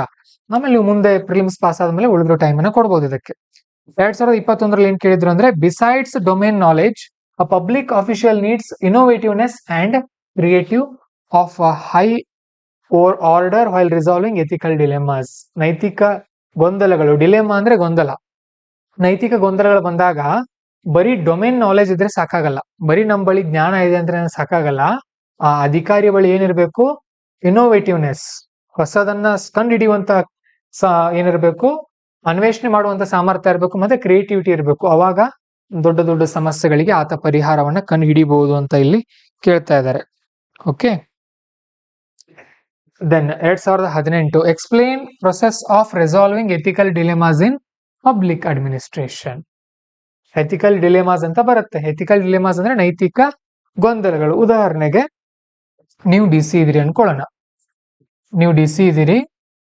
DC ಅಂತ ಅಂದ್ರೆ ಅವರು ಜಿಲ್ಲಾ ಅಧಿಕಾರಿಗಳು ಕೂಡ ಹೌದು, ಜಿಲ್ಲಾ ದಂಡಾಧಿಕಾರಿಗಳು ಕೂಡ ಹೌದು. ಕೆಲವೊಂದು ಕೋರ್ಟ್ ಸಮಸ್ಯೆಗಳನ್ನ ಇವರು ಕೂಡ ಬಗೆಹರಿಸ್ತಾರೆ. ಯಾವುದೋ ಒಂದು ಭೂಮಿಯ ಬಗ್ಗೆ ಸಮಸ್ಯೆ ಇದೆ ಅನ್ಕೊಡ್ರಿ. ಓಕೆ, ಆ ಸಮಸ್ಯೆ ಈಗ ನಿಮ್ಮ ಬಳಿ ಬಂದಿದೆ. ಆ ಸಮಸ್ಯೆ, ಇಬ್ಬರ ನಡುವೆ ಹೊಲದ ಬಗ್ಗೆ ಜಗಳ ನಡೀತಾ ಇದೆ. ಅದರಲ್ಲಿ ಒಬ್ರು ಹಾಗೆ ಬೇರೆ ವ್ಯಕ್ತಿ, ಮತ್ತೊಬ್ರು ನಿಮ್ ಸಂಬಂಧಿಕರು, ಓಕೆ, ನಿಮ್ಮ ರಿಲೇಟಿವ್ ಇದ್ದಾರೆ. ಇವಾಗ ನೀವೇ ಆದ್ರೆ ವಿಚಾರಣೆ ಮಾಡ್ಬೇಕು, ಇಬ್ಬರನ್ನು ಕರೆಸಿ ವಿಚಾರಣೆ ಮಾಡ್ಬೇಕು. ಈಗ ನೀವು ಮಾಡ್ತೀರಾ ಇವ್ರನ್ನ ಕರೆದು ವಿಚಾರಣೆ ಮಾಡ್ತೀರಾ ನೀವು?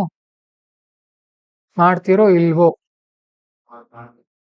ಹಾ, ಮಾಡಬಾರ್ದು. ನೀವೇನ್ ಮಾಡ್ಬೇಕು, ಈ ಜವಾಬ್ದಾರಿನ ಬೇರೆಯವ್ರು ಕೊಡ್ಬೇಕು ಆ ಸಂದರ್ಭದಲ್ಲಿ. ಯಾಕಂದ್ರೆ ಇಲ್ಲಿ ಗೊಂದಲ ಏನಾಗತ್ತಂದ್ರೆ, ನೀವು ಏನೇ ತೀರ್ಪು ಕೊಟ್ರು ಕೂಡ ಮುಂದೆ ಬರೋದಿರುತ್ತೆ, ತೀರ್ಪು ಇನ್ನೂ ಕೊಟ್ಟಿರಲ್ಲ, ಬಟ್ ಜನ ಏನ್ ಅನ್ಕೊಳ್ತಾರೆ, ನೀವು ಇವ್ರ ಪರಾಗೇನೆ ತೀರ್ಪು ಕೊಡ್ತೀರಿ ಅಂತ ಅನ್ಕೊಳ್ತಾರೆ. ಯಾಕೆ? ಇವ್ರು ನಿಮ್ ಸಂಬಂಧಿಕರಿದ್ದಾರೆ ಅಲ್ವಾ. ಹಾಗಾಗಿ ಈ ತರ ಗೊಂದಲಗಳು ಬರುತ್ತೆ, ಅವನ್ನ ಕಲಿತೀವಿ ನಾವು ಮುಂದೆ, ಅವಾಗ ನಿಮ್ಗೆ ಗೊತ್ತಾಗುತ್ತೆ.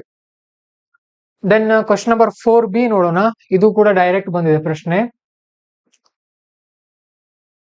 What are the major teachings of Mahavira? Mahavira ಯಾರು? ಮಹಾವೀರ ಗೊತ್ತಿರ್ಬೇಕು ಮತ್ತೆ ನಿಮಗೆ. ಪಿಕಾಸೋ ಗೊತ್ತಿಲ್ಲ, ಮಹಾವೀರ ಗೊತ್ತಿಲ್ಲ ಸರ್ ಅಂತ ಅಂದ್ರೆ ಬಾಹುಬಲಿ ಅಷ್ಟೇ ಗೊತ್ತಿರಬಾರ್ದು, ಮಹಾವೀರನು ಗೊತ್ತಿರಬೇಕು. ಹಾ, ಯಾರು ಮಹಾವೀರ? ಜೈನ ಧರ್ಮದ 24ನೇ ತೀರ್ಥಂಕರ ಅಲ್ವಾ. What are the major teachings of Mahavira? Mahavira ಏನ್ ಹೇಳಿದ್ದಾರೆ, ಅವರ ಕೆಲವೊಂದು ಬೋಧನೆಗಳನ್ನ ತಿಳಿಸಿ ಅಂತ ಹೇಳ್ತಾ ಇದ್ರೆ, explain the relevance in the contemporary world. ಇವತ್ತಿನ ಕಾಲಕ್ಕೆ ಅವು ಹೇಗೆ ಹೊಂದುತ್ತವೆ ಅಂತ ಕೇಳಿದ್ದಾರೆ. ಹೇಳ್ರಿ ಒಂದ್ 4-5 ಪಾಯಿಂಟ್ ಏನ್ ಹೇಳ್ತಾರೆ ಮಹಾವೀರ. ಯಾರಾದ್ರೂ ಇದೀರಿ ಜೈನ್ರವರು? ಆ ಜೈನ ಧರ್ಮದವ್ರು ಯಾರಾದ್ರೂ ಇದ್ರೆ ಹೇಳ್ರಿ, ಒಂದ್ 5 ಪಾಯಿಂಟ್ಸ್ ಬರುತ್ತೆ ನೋಡ್ರಿ. ಜೈನ ಧರ್ಮದ 5 ಮುಖ್ಯ ಅಂಶಗಳಿವೆ. ಹಾ, ಕನ್ನಡ ಲಿಟ್ರೇಚರ್ ಓದಿರೋರು ಕೂಡ ಗೊತ್ತಿರುತ್ತೆ. ಆ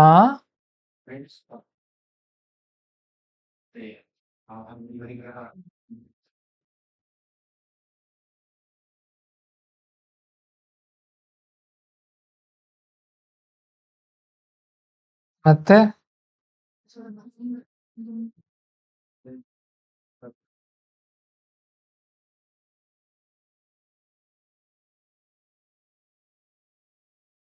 ಅಲ್ವಾ,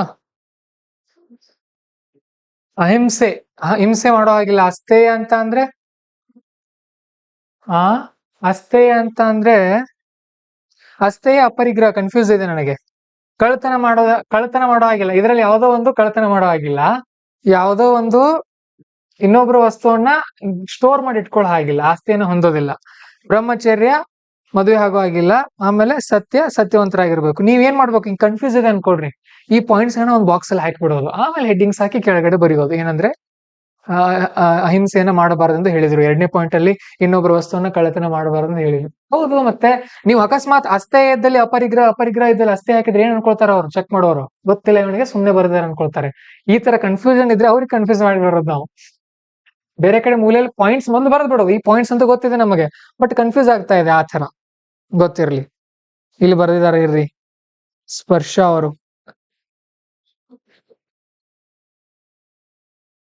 ಅಪರಿಗ್ರಹ, ನಾನ್ ಅಟ್ಯಾಚ್ಮೆಂಟ್. ಅಸ್ಥೇಯ ಅಂತ ಅಂದ್ರೆ ಕಳ್ತನ ಮಾಡೋ ಹಾಗಿಲ್ಲ, ಅಸ್ಥೇಯ ಅಂತ ಅಂದ್ರೆ ಕಳ್ತನ ಮಾಡೋ. ಇವ 5 ಪಾಯಿಂಟ್ಸ್ ನ ವಿತ್ ಎಕ್ಸಾಂಪಲ್ಸ್ ಬರೆದು ಬಿಡೋದು ನೀವು ಅಷ್ಟೇ. ಇವತ್ತಿನ ಕಾಲಕ್ಕೆ ಹೇಗೆ ಇವು ರೀಚ್ ಆಗುತ್ತವೆ ಅಂತ ಬರಿಬೇಕು ನೀವು. ಅಧಿಕಾರಿಗಳಿಗೆ ಕೂಡ ಇರಬೇಕು, ರಾಜಕಾರಣಿಗಳಿಗೆ ಕೂಡ ಇರಬೇಕು, ಸಮಾಜ ಸೇವಕರಿಗೂ ಇರಬೇಕು ಅಂತ ಬರಿಬೇಕಾಗತ್ತೆ. ನಾವು ಈ ವರ್ಷ ನಾವು ಈಗ ಎಲ್ಲಿ ಬಂದಿದ್ದೀವಿ, ಕರೆಂಟ್ ಅಫೇರ್ಸ್ ಟೀಚ್ ಮಾಡ್ತಾ ಇದೀವಿ. ಮುಂದಿನ ವರ್ಷ PYQ ಗಳಿಗೆ ಆನ್ಸರ್ ಕೂಡ ಬರೋದು ಕಳ್ಸೋಕ್ ಸ್ಟಾರ್ಟ್ ಮಾಡ್ತೀವಿ. ವೇಟ್ ಮಾಡ್ರಿ, ಅಪ್ಗ್ರೇಡ್ ಮಾಡ್ತಾ ಹೋಗ್ತಾ ಇದೀವಿ ಹಂತವಾಗಿ. ಓಕೆ, ಅದಕ್ಕೆ ನಮಗೆ ಟೈಮ್ ಬೇಕು ಸ್ವಲ್ಪ. ಕಾಂಟ್ಯಾಕ್ಟ್ ನಲ್ಲಿ ಇರ್ರಿ, ನಮ್ ಜೊತೆ ಎಲ್ಲಾ ಗ್ರೂಪ್ ಅಲ್ಲಿ ಹಾಕ್ತಾ ಇರ್ತೀವಿ ನಾವು. ದೆನ್ 2023ರಲ್ಲಿ ಗುರುನಾನಕ್ ಅವ್ರ ಬಗ್ಗೆ ಕೇಳಿದ್ರು ನೋಡಿ. ಎಲ್ಲಿಂದ ಬಂದ್ ಸರ್ ಇದು ಪ್ರಶ್ನೆ ಅಂತ ಅಲ್ಲ, ಎಲ್ಲಾ ಎಲ್ಲಾ ಧರ್ಮದ ಮುಖ್ಯಸ್ಥರ ಬಗ್ಗೆ ಗೊತ್ತಿರ್ಬೇಕು ನಿಮಗೆ. ಕೆಲವು ಪಾಯಿಂಟ್, ಯೇಸು ಕ್ರಿಸ್ತನ ಬಗ್ಗೆ ಗೊತ್ತಿರಬೇಕು, ಆಮೇಲೆ ಮೊಹಮ್ಮದ್ ಪೈಗಂಬರ್ ಅವ್ರ ಬಗ್ಗೆ ಗೊತ್ತಿರಬೇಕು, ಗುರುನಾನಕ್ ಅವ್ರ ಬಗ್ಗೆ ಗೊತ್ತಿರಬೇಕು, ರಾಮನ ಬಗ್ಗೆ ಗೊತ್ತಿರಬೇಕು, ಕೃಷ್ಣನ ಬಗ್ಗೆ ಗೊತ್ತಿರಬೇಕು. 4-5 ಪಾಯಿಂಟ್ ಆದ್ರೂ ಗೊತ್ತಿರಬೇಕು. ಆಮೇಲೆ ಮಹಾವೀರ ಆಯ್ತು, ಆಮೇಲೆ ಬುದ್ಧನ ಬಗ್ಗೆ ಗೊತ್ತಿರಬೇಕು. ಯೇಸು ಅಂದ್ರೆ ಏನ್ ಹೇಳ್ತೀರಿ ಮೊದ್ಲು? ಯೇಸು ಅಂದ ತಕ್ಷಣ ಯಾವ ಪಾಯಿಂಟ್ ಬರ್ಬೇಕು ನಿಮ್ಗೆ? ದಯೆ, ಕರುಣೆ, ಇನ್ನೊಬ್ರಿಗೆ ಸಹಾಯ ಮಾಡೋದು, ಕರುಣೆ ಬರ್ಬೇಕು ಯೇಸು ಅಂತ ಅಂದ್ರೆ. ಆಮೇಲೆ ಮೊಹಮ್ಮದ್ ಪೈಗಂಬರ್ ಆಗಿರ್ಬೋದು, ಗುರುನಾನಕ್ ಅವರು, ಎಲ್ಲಾ ಧರ್ಮಗಳ ಬಗ್ಗೆ ಸ್ವಲ್ಪ ನೀವು ಯಾಕೆ ನಿಮಗೆ ಗೊತ್ತಿರ್ಬೇಕು ಅಂದ್ರೆ DC ಗಳಾಗವರು. ನೀವು ಮುಂದೆ ಯಾವ್ದೋ ಒಂದು ರಾಜ್ಯಕ್ಕೆ, ಯಾವ್ದೋ ಒಂದು ಜಿಲ್ಲೆಗೆ ನಿಮ್ಮನ್ನ ಹಾಕಿದಾಗ ಅಲ್ಲಿ ನೀವ್ ಯಾವ್ದೋ ಬೇರೆ ಧರ್ಮದವ್ರು ಇದೀರಿ, ಅಲ್ಲಿರುವಂತ ಜನ ಬೇರೆ ಧರ್ಮದವ್ರು ಇದಾರೆ ಅನ್ಕೊಡ್ರಿ. ಅವ್ರು ಯಾವ್ದೋ ಒಂದು ಹಬ್ಬ ಆಚರಣೆ ಮಾಡ್ತಾ ಇದಾರೆ, ನಿಮಗೂ ಅದ್ರ ಬಗ್ಗೆ ಗೊತ್ತಿದ್ದಾಗ ನೀವು ಒಂದು ಭಾಷಣದಲ್ಲಿ ಹೋಗಿ ಒಂದ್ 4 ಮಾತು ಹೇಳಿದ್ರೆ ಖುಷಿ ಪಡ್ತಾರ ಅವರು ಅಲ್ವಾ. ಖುಷಿ ಪಡ್ತಾರೆ. ಯಾವತ್ತು ಅದೊಂದು ಆತ್ಮೀಯತೆ ಬೆಳೆಯುತ್ತೆ. ಅಧಿಕಾರಿಗಳಾದವರು ಆತ್ಮೀಯತೆಯನ್ನ ಜನರ ಜೊತೆ ಬೆಳೆಸ್ಕೊಳ್ಬೇಕು. ಗೊತ್ತಿರಲಿ ನಿಮ್ಗೆ ಇವೆಲ್ಲ. ಚಿಕ್ಕನ್ ನಿಂದಾನೇ ನೀವು ಕಲಿಬೇಕಾಗಿತ್ತು, ಕಲ್ತಿದ್ರೆ ತುಂಬಾ ಒಳ್ಳೇದು, ಕಲ್ತಿರ್ಲಿಲ್ಲ ಅಂದ್ರೆ ಇನ್ ಕಲೀರಿ. ಓಕೆ, ಗುರುನಾನಕ್ ಅವ್ರ ಬಗ್ಗೆ ಕೇಳಿದ್ರು. ಆಮೇಲೆ quotations on forgiveness and courage, ಕ್ಷಮೆ ಮತ್ತು ಧೈರ್ಯ. ಕ್ಷಮೆನೂ ಇರಬೇಕು, ಧೈರ್ಯನೂ ಕೂಡ ನಮ್ಮಲ್ಲಿ ಇರಬೇಕು. ಹಿಂದೆ ಇವುಗಳ ಮೇಲೆ ಕೊಟೇಶನ್ ಬಂದಿದೆ. ಬುದ್ಧನಲ್ಲಿ ಎರಡೂ ಇತ್ತು, ಗೊತ್ತಿರ್ಲಿ. ಅಂಗುಲಿಮಾಲನ ಕತೆ ಗೊತ್ತಾ ನಿಮ್ಗೆ? ಅಂಗುಲಿಮಾಲ ಒಬ್ಬ ಕ್ರೂರ ರಾಕ್ಷಸ. ಅಂತವನು ಬುದ್ಧನನ್ನು ಕೊಲ್ಲೋಕ್ ಬಂದಾಗ ಬುದ್ಧ ಹೆದರ್ಲಿಲ್ಲ, ಶಾಂತವಾಗಿದ್ದ. ಅದ್ ಧೈರ್ಯ ಅದು. ಓಕೆ, ಆಮೇಲೆ ಮಹಾತ್ಮ ಗಾಂಧೀಜಿಯವರು ಏನದು ಶಾಂತಿಯಿಂದ ಇದ್ರು ಅಂತ ಅಂದ್ರೆ ಅದು ಏನದು ಭಯ ಅಂತ ಅಲ್ಲ. ಉಪವಾಸ ಅಷ್ಟು ದಿನ ಯಾರಿಗೂ ಕುತ್ಕೊಳ್ಳೋಕ್ ಆಗಲ್ಲ. ನಮಗ್ ನಾವೇ ಶಿಕ್ಷೆ ಕೊಟ್ಕೊಳ್ಳೋದು ಅಷ್ಟು ಈಸಿ ಅಲ್ಲ. ಆಮೇಲೆ ಫಾರ್ಗಿವ್ನೆಸ್, ಆ ಅಂಗುಲಿಮಾಲ ತಪ್ಪು ಮಾಡಿದ್ರು ಕೂಡ ಬುದ್ಧ ಏನ್ ಮಾಡ್ದ ಅಂತಂದ್ರೆ ಕ್ಷಮಿಸದ ಅವನನ್ನು. ಅದು ಕೂಡ ಇರ್ಬೇಕಾಗತ್ತೆ. 5ನೇ ಪ್ರಶ್ನೆ 5A, ಇದು ಪಾರ್ಷಿಯಲ್ ಇದೆ. ಇದು ಕೂಡ one who is devoted to one's duty attains highest perfection in life.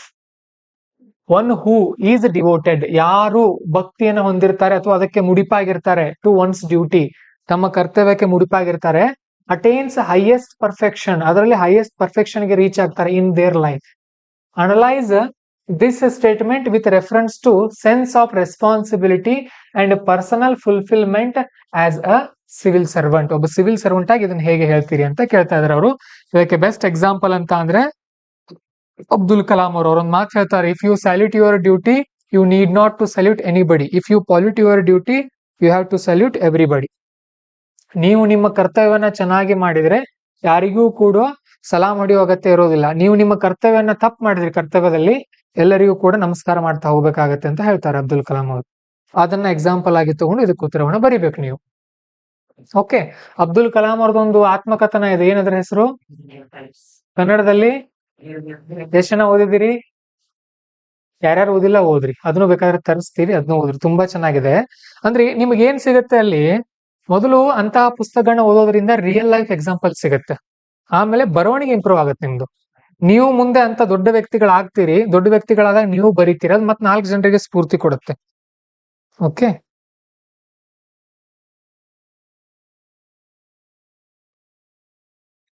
S ಸ್ಪರ್ಶ ಅವರೇ, ಬ್ರಹ್ಮಚರ್ಯ ಲಾಸ್ಟ್ ನಲ್ಲಿ ಬರ್ಬೇಕದು.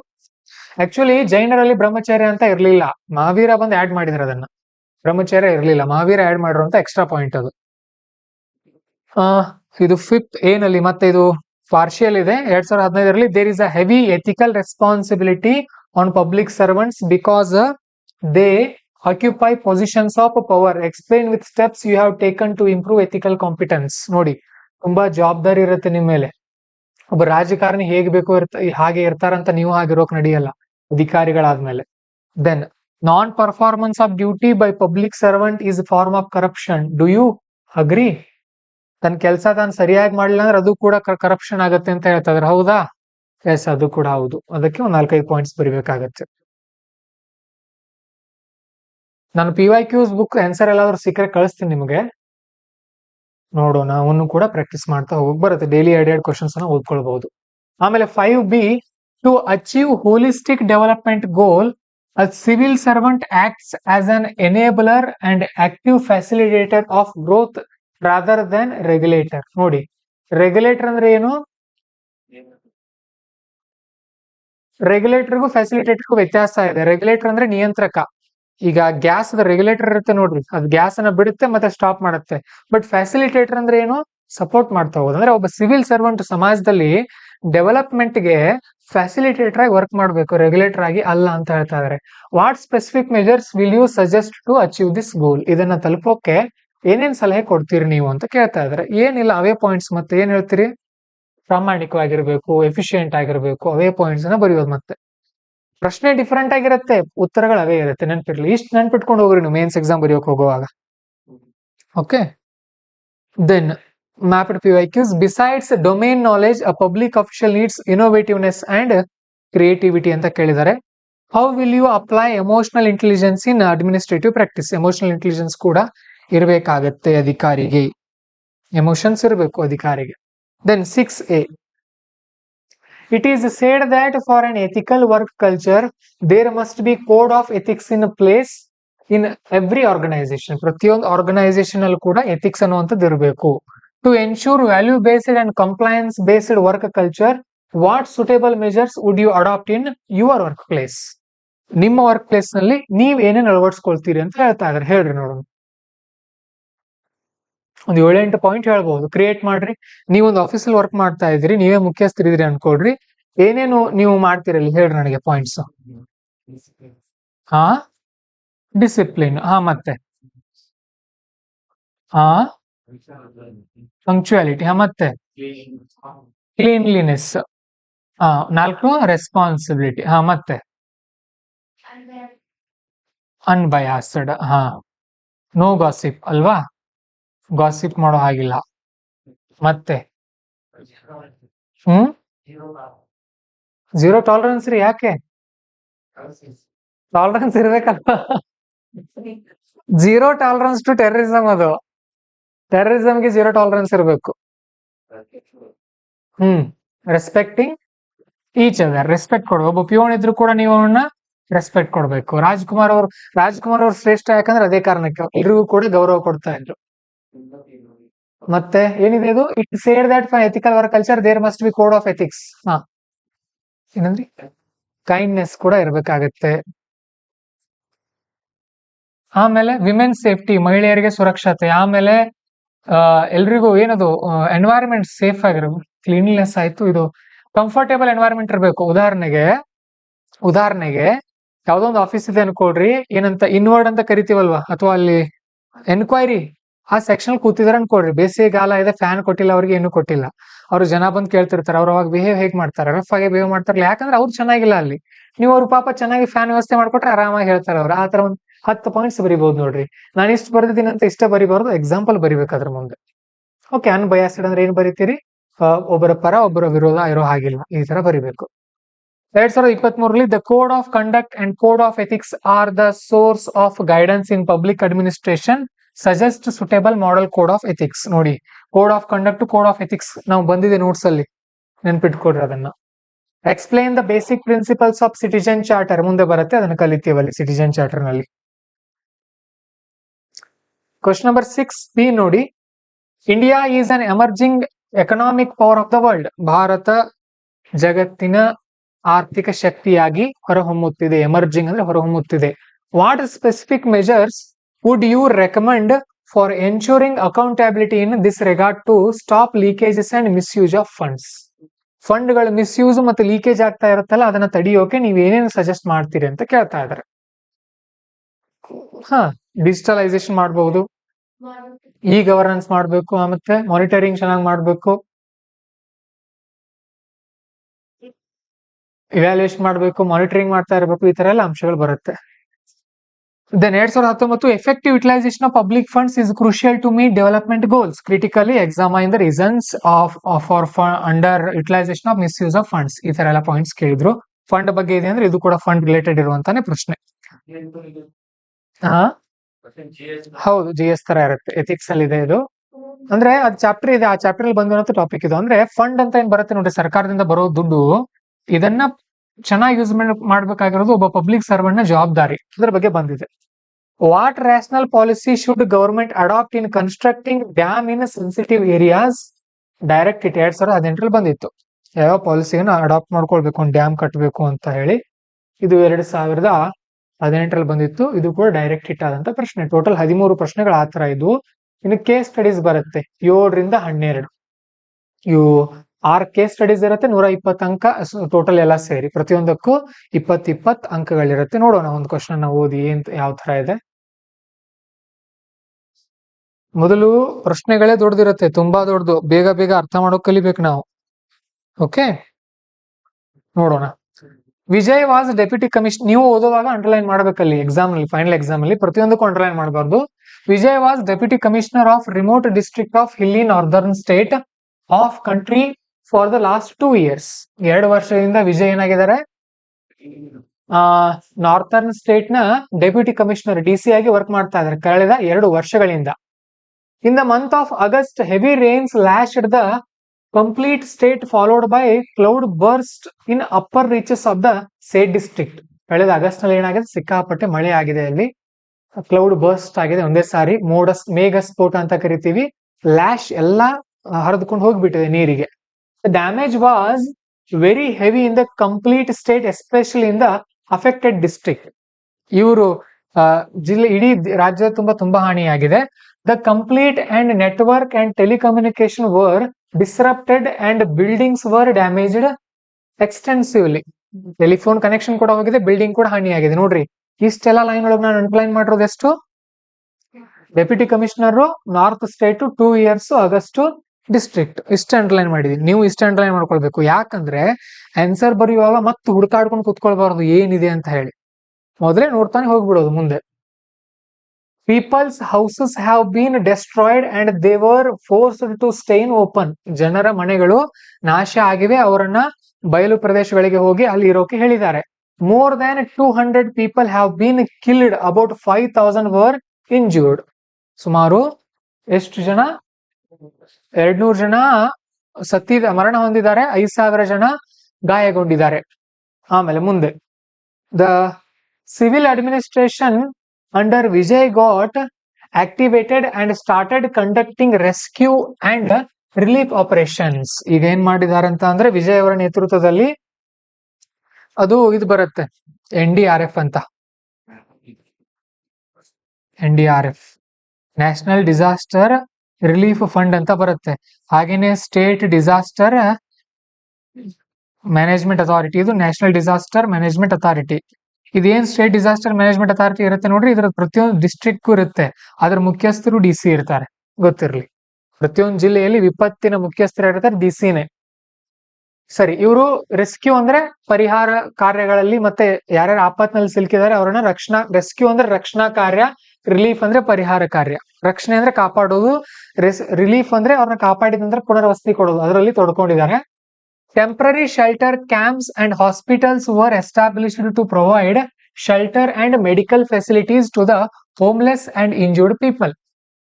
ಓಕೆ, ಮನೆ ಇಲ್ಲದೆ ಇರೋರಿಗೆ ಮನೆಗಳನ್ನ ಸದ್ಯಕ್ಕೆ ವ್ಯವಸ್ಥೆಯನ್ನು ಮಾಡ್ತಾ ಇದ್ದಾರೆ.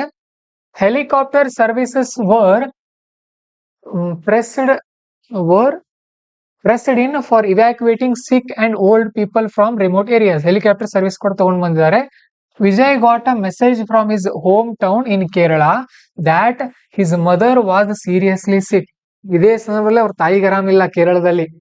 After 2 days, Vijay received the unfortunate message that his mother has expired. 2 ದಿನಗಳ ನಂತರ ಮತ್ತೆ ಮಾಹಿತಿ ಬಂತು, ಏನಂದ್ರೆ ತಾಯಿ ಮರಣ ಹೊಂದಿದ್ದಾರೆ. Vijay has no close relative except one elder sister who was US citizen and staying there for last several years. ಈ ಸಂದರ್ಭದಲ್ಲಿ ವಿಜಯ್ ಯಾವುದೇ ಕ್ಲೋಸ್ ರಿಲೇಟಿವ್ ಇಲ್ಲ, ಒಬ್ರು ಗೊತ್ತು, ಎಲ್ಡರ್ ಸಿಸ್ಟರ್, ಹಿರಿಯ ಅಕ್ಕ ಅಮೆರಿಕದಲ್ಲಿದ್ದಾರೆ, ಬಹಳಷ್ಟು ವರ್ಷಗಳಿಂದ ಅಲ್ಲೇ ಇದ್ದಾರೆ.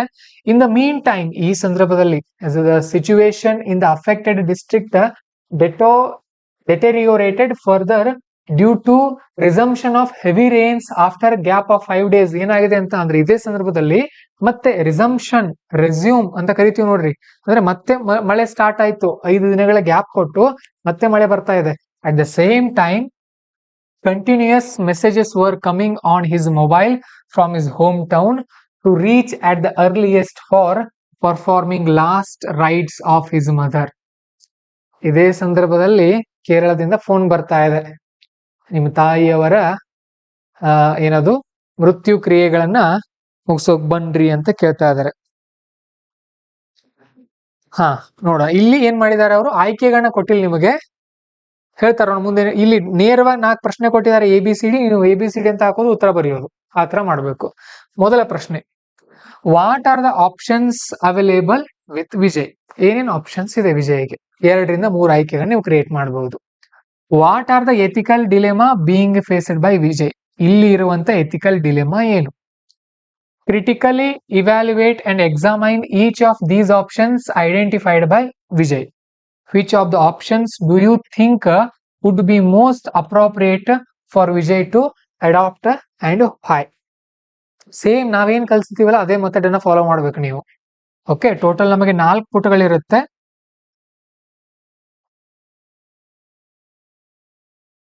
4 ಪುಟಗಳ ಮೊದಲು ಸ್ಟೇಕ್ ಹೋಲ್ಡರ್ಸ್ ಬರೀತೀರಿ, ಅದಾದ್ಮೇಲೆ ಮೌಲ್ಯಗಳು ವ್ಯಾಲ್ಯೂಸ್ ಬರೀತೀರಿ, ಆಮೇಲೆ ಸವಾಲುಗಳಂತ ಏನ್ ಬರೀತಿರಲ್ಲ, ಇದು ಇಲ್ಲಿ ಬರುತ್ತೆ, ಅದು ಎಥಿಕಲ್ ಡಿಲೆಮಾಸ್, ಇದೇ ಕವರ್ ಆಯ್ತು ಅದರಲ್ಲಿ, ಮತ್ತೆ ರಿಪೀಟ್ ಬರೆಯುವಾಗತ್ತಾ ಇಲ್ಲ.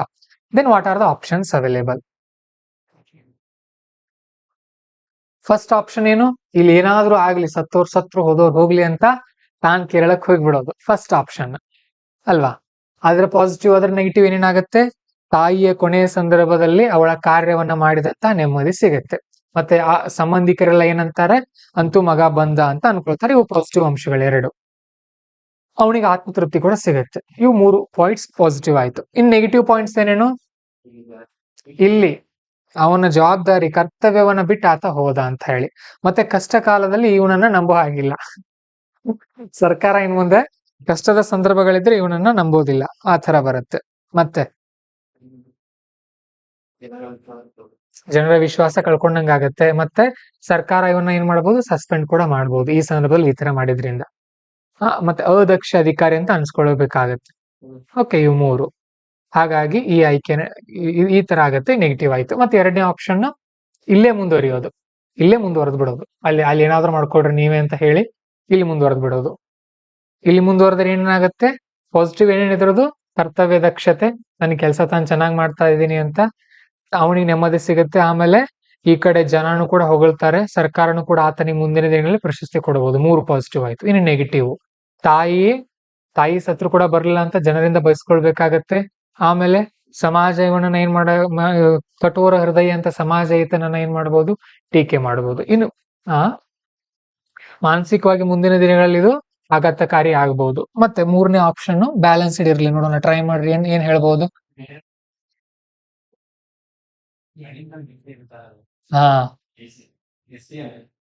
Very good point. ತನ್ನ ಏನಾದ್ ಮಾಡೋದು,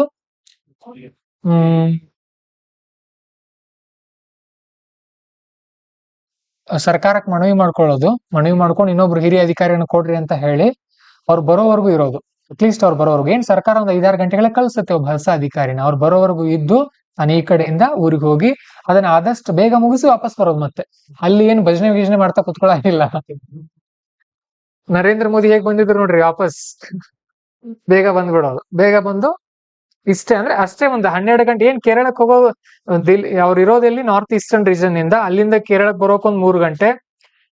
ಇದನ್ನ ನೀವು ಪ್ಯಾರಾಗ್ರಾಫ್ ಅಲ್ಲಿ ಬರೀಬೇಕು, ಕತೆ ತರ ಬರೀಬೇಕು ಇದನ್ನ. ಮತ್ತೆ ಕತೆ ತರ ಅಂದ್ರೆ ಒಂದು ಪೇಜ್ ತುಂಬಾ ಪ್ಯಾರಾಗ್ರಾಫ್ ಇರಬಾರ್ದು, ಅದು 3-4 ಲೈಕ್ನ ಪ್ಯಾರಾಗ್ರಾಫ್ ಇರಬೇಕು. ಮೊದಲನೇದೇನು, ಹಿರಿಯ ಅಧಿಕಾರಿಗಳಿಗೆ ಇಲ್ಲಿ ಮತ್ತೊಬ್ಬ ಅಧಿಕಾರಿಗಳನ್ನ ಕೊಡ್ರಿ ಎಂದು ಮನವಿ ಸಲ್ಲಿಸಿ ಆ ಕಡೆ ಕೇರಳಕ್ಕೆ ಕರೆ ಮಾಡಿ ಏನದು ಮೃತ್ಯು ಕಾರ್ಯ ಏನಂತೀವಿ ಹೋಗ್ಲಿ ನಾವು ಕನ್ನಡದಲ್ಲಿ, ಅಂತ್ಯಕ್ರಿಯೆ ಕಾರ್ಯಗಳನ್ನ ಶುರು ಮಾಡಲು ತಯಾರಿ ಮಾಡಿ ಇಟ್ಟುಕೊಳ್ಳಲು ತಿಳಿಸೋದು ಮೊದಲೇ ಪ್ಯಾರಾಗ್ರಾಫ್ ನಲ್ಲಿ. ಎರಡನೇ ಪ್ಯಾರಾಗ್ರಾಫ್ ನಲ್ಲಿ ಹಿರಿಯ ಅಧಿಕಾರಿ ಬರೋವರೆಗೂ ತನ್ನ ಕೆಲಸವನ್ನ ಮಾಡುತ್ತಾ ಇದ್ದು, ಅವರ ಬಂದ ತಕ್ಷಣ ಫ್ಲೈಟ್ ಟಿಕೆಟ್ ಎಲ್ಲ ಅಡ್ವಾನ್ಸ್ ಆಗಿ ಬುಕ್ಕಿಂಗ್ ಮಾಡ್ಕೊಂಡು ಅಲ್ಲಿ ಹೋಗಿ ಅಂತ್ಯಕ್ರಿಯೆಯನ್ನು ಆದಷ್ಟು ಮುಗಿಸಿ ವಾಪಸ್ ಬಂದು ಆಮೇಲೆ ಬಂದು ಇವ್ರನ್ನು ಕೂಡ ಬೀಳ್ಕೊಟ್ಟು ತನ್ನ ಕೆಲಸದಲ್ಲಿ ತೊಡ್ಕೊಳ್ಳೋದು. ಇದು ಎಷ್ಟಾಗಬೇಕು, ಮ್ಯಾಕ್ಸಿಮಮ್ 5-6 ಸಾಲಲ್ಲಿ ಈ ಕತೆ ಬರಬೇಕು. ಅದಾದ್ಮೇಲೆ ಇಲ್ಲಿ ಪಾಸಿಟಿವ್ ನೆಗೆಟಿವ್ ಏನು, ಇದರಿಂದ ಏನೇನಾಗುತ್ತೆ ಪಾಸಿಟಿವ್, ಇಲ್ಲಿ ಇದನ್ನ ನೀವು ಸೆಲೆಕ್ಟ್ ಮಾಡೋರಿದ್ದೀರಿ. ಪಾಸಿಟಿವ್ 3 ಪಾಯಿಂಟ್ ಬರೆದ್ರೆ ನೆಗೆಟಿವ್ 1 ಪಾಯಿಂಟ್ ಬರೀಬೇಕು ನೀವು ಇದರಲ್ಲಿ. 1 ಅಥವಾ 2, ಅಥವಾ ನೆಗೆಟಿವ್ ಬರೀದೇ ಇದ್ರು ಕೂಡ ನಡೆಯುತ್ತೆ. ಬರೀರಿ 1 ಅಥವಾ 2 ನೆಗೆಟಿವ್ ಬರೀರಿ. ಅವಾಗ ಕೊನೆಯದಾಗಿ ಏನ್ ಬರೀಬೇಕು, ಲಾಸ್ಟ್ ನಾನು 3ನೇ ಆಯ್ಕೆಯನ್ನು ಆಯ್ಕೆ ಮಾಡ್ಕೊಳ್ತೀನಿ. ಯಾಕಂದ್ರೆ ಇಲ್ಲಿ ಎಲ್ರಿಗೂ ಖುಷಿ ಇದೆ, ಎಲ್ಲರೂ ನೆಮ್ಮದಿಯಿಂದ ಇರ್ತಾರೆ ಅಲ್ವಾ. ಆಯ್ತು ನೋಡಿ, ಕ್ರಿಟಿಕಲಿ ನೋಡಿ ಯಾಕೆ ವ್ಯಾಲ್ಯೂಯೇಷನ್ ಮಾಡ್ಬೇಕು, ಪ್ಯಾರಾಗ್ರಾಫ್ ಅಲ್ಲಿ ಬರೀಬೇಕಂದ್ರೆ ಈ ಕಾರಣಕ್ಕೆ. ಅವ್ರು ಕೇಳ್ತಾರೆ ಕ್ರಿಟಿಕಲ್ ವ್ಯಾಲ್ಯೂಡ್ ಗುಣ ಮತ್ತು ದೋಷ ಅಂತ ಬರೀಬೇಕು. ಅರ್ಥ ಆಯ್ತಾ?